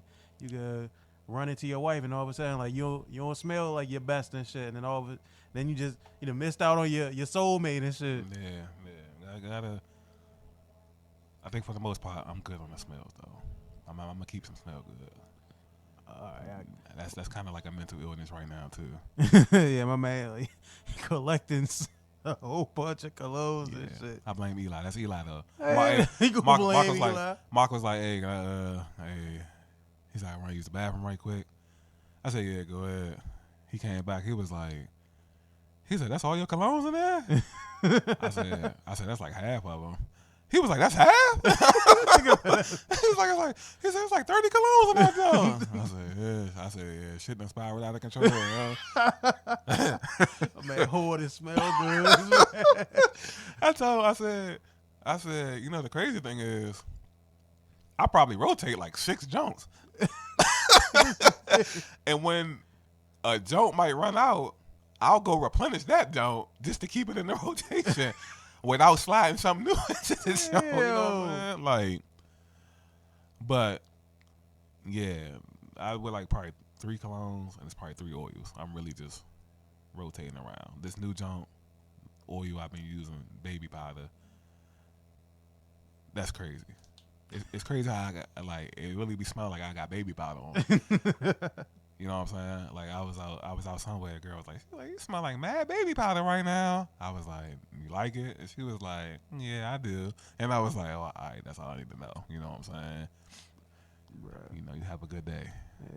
Shit, speaking of like smell good and shit, I decided to put on the joint you gave me for Christmas and shit, which I appreciate, man. No problem at all. As y'all can see, I'm getting so much of this shit.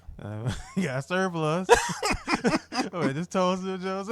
Hey, the Jones sound like Nino Brown.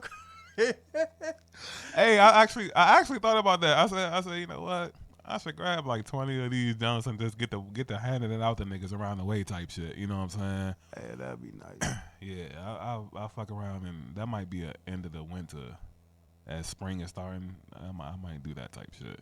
So yeah, be on the lookout. Cause your house will be the first house and shit.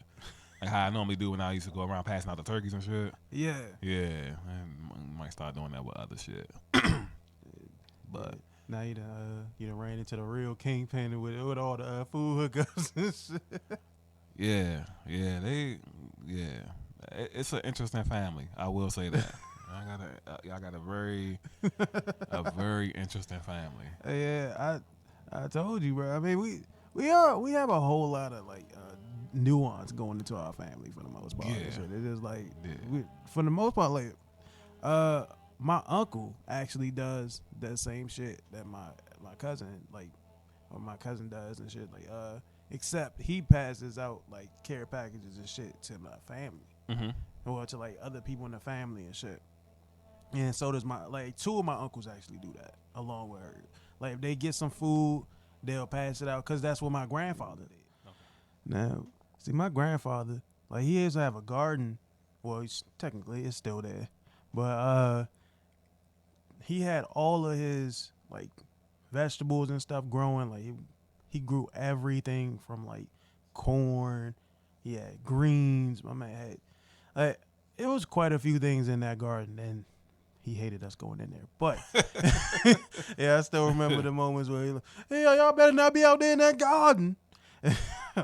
Loved it as a kid, man. R.I.P. Pop, man. R.I.P. Pop. R.I.P. But he used to always have food available as far as like the stuff that he would grow in his garden. And since he wasn't able to like eat all of that himself or the people in the house, because it wasn't that many people in the house, he would end up giving it away to people in the family.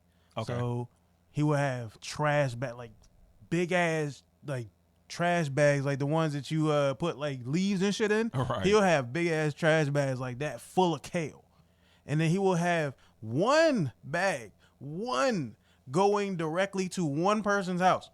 So they would be able to have kale for them, and then they can give it away or put it in the freezer. And it was like almost like a giving spirit at that point in time. Like grandfather was kind of like creating that. Gotcha. Same thing when he would go hunting or go fishing. Like we all get like my grandfather would go fishing, get a whole bunch of fish, and then whoever was over there, like, oh yeah, you could take a couple out of the cooler. Like I'm not gonna eat all of them because he'll catch like 40 of them, and like he's not gonna eat all of those. Right, so he'll right. just be like, yeah, go ahead and take a couple, and just get the ones you want out of the cooler. Same thing with like other things. Like when you go hunting, like whenever we would get, like he would get like a deer or something. Like if it was a deer, like everybody getting something. Here's it. We country. Everybody's getting something. Like he would literally go out of his backyard into the woods and then come back with something. Gotcha. That's what I mean by country. Definitely out there. So like that's kind of where that giving spirit came from, and it trickled down to my aunts and my uncles, and then I have that same type of mentality for people around me. Like I'm very giving. I'd rather just have people around me who are willing to receive things and not necessarily seem as though I'm doing it to gain something. Correct. Because that's just like the lifestyle I was introduced to. Right. And it's like a part of who I am. Okay. So cousin, like I said, my cousin is like that.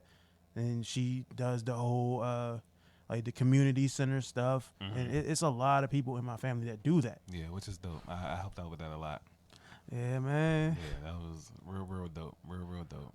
Wish more people would do it. Man, I ain't gonna lie. Yeah, I believe you too. Like I agree, because givers aren't necessarily as prominent as they used to be, because like it's kind of like being overshadowed by the people who are doing it to gain something.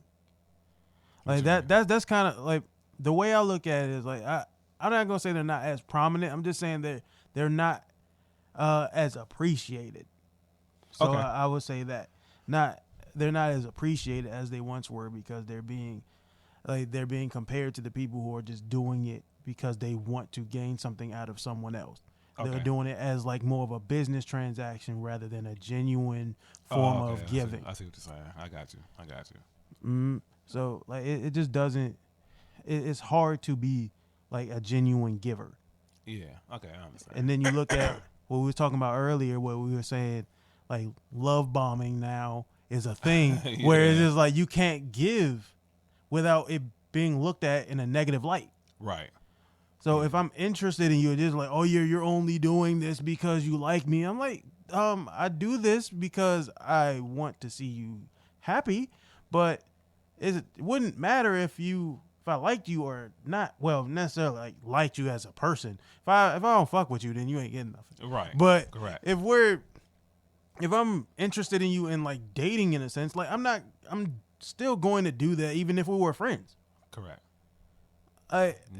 And that's kind of like a very difficult thing to kind of grasp, because it kind of puts you in a position where you're always going to be painted in a negative light.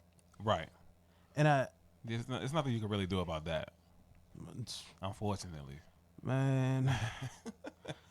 But yeah, I understand. That makes sense. I understand that.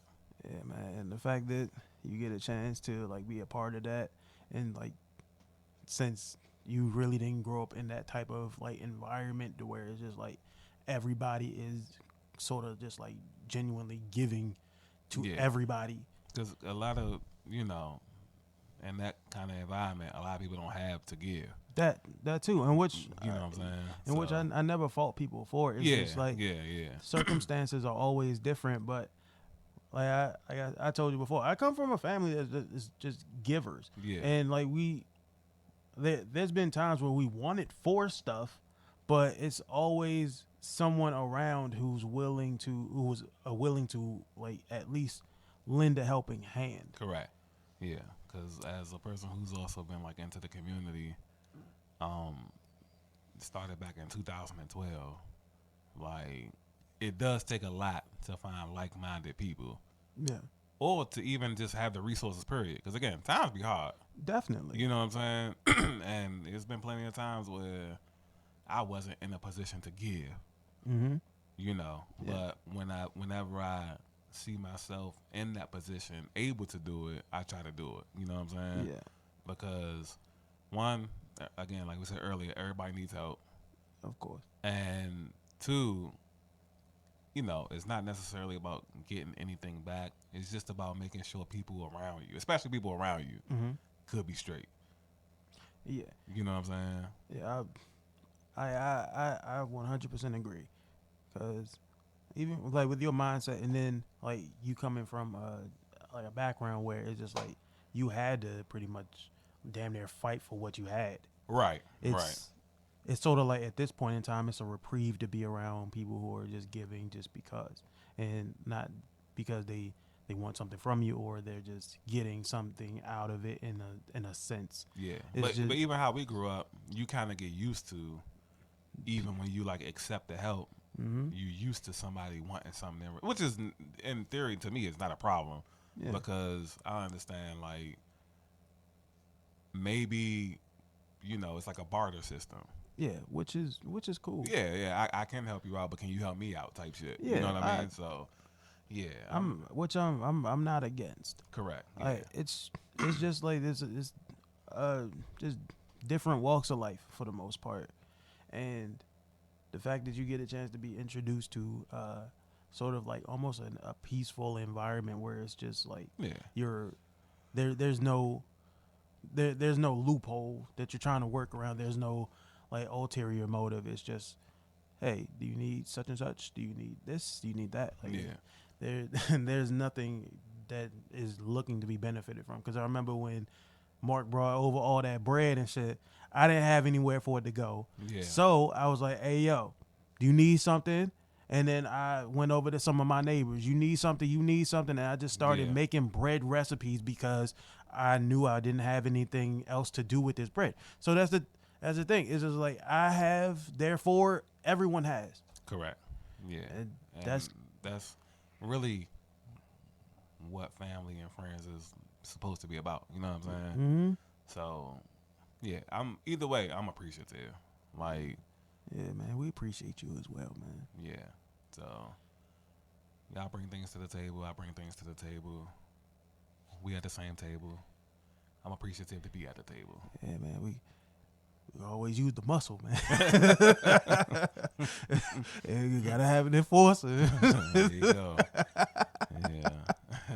It's all right though, man. It's all good, man. And for the most part, man, like you being around me, you were going to be introduced to the family at one point in time anyway, because like there was always going to be somebody around that just showed up while you were there, and you were going to be Yeah. introduced to certain people. So Yeah.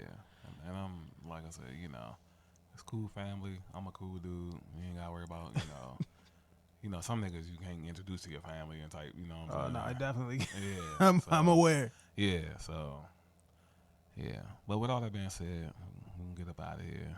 And, well, it was good while it lasted and shit. The whole time. Wait, let me do the side up. No, I ain't gonna do that because I was gonna do the Break It Down podcast side of it. That's wild. Yeah. No, it definitely was good times. But, yeah, I don't have a sign off, by the way. We kind of just, Oh man. yeah. I mean, again, you kind of already plugged your socials and stuff anyway. Yeah, that was like what 20 minutes ago. Yeah. Yeah. So, and you did it twice. Definitely did it twice. Yeah. I'm not really. I don't really plug my socials no more. Yeah, nigga Oh, like that. YouTube, Teddy's Universe. Yes, sir. Yeah, where you can listen to this at. Other than that, if you see me on TikTok, you can follow or don't. Hey, nigga said, oh, don't. Instagram, you can follow or don't. Come on, man. Really doesn't matter to me, man. Oh man. Subscribe on YouTube though. Yeah, that's the least you could do. You listen to this quality content, you can at least subscribe. Yeah, of course, man. Yeah. Definitely subscribe, man. He's a great content creator. I wouldn't say that. He's a great content creator. I'm not really a content creator. He's a great content creator. Yeah, I'm like every once in the blue moon, drop some content. He's a great content creator. Yeah, I let y'all do y'all thing. I'm just on the sidelines watching, man. He's being modest. I wish I was. I am a modest person, but this ain't one of them times. But appreciate everybody listening. Appreciate you for stopping through. Of course, man. Not always, man.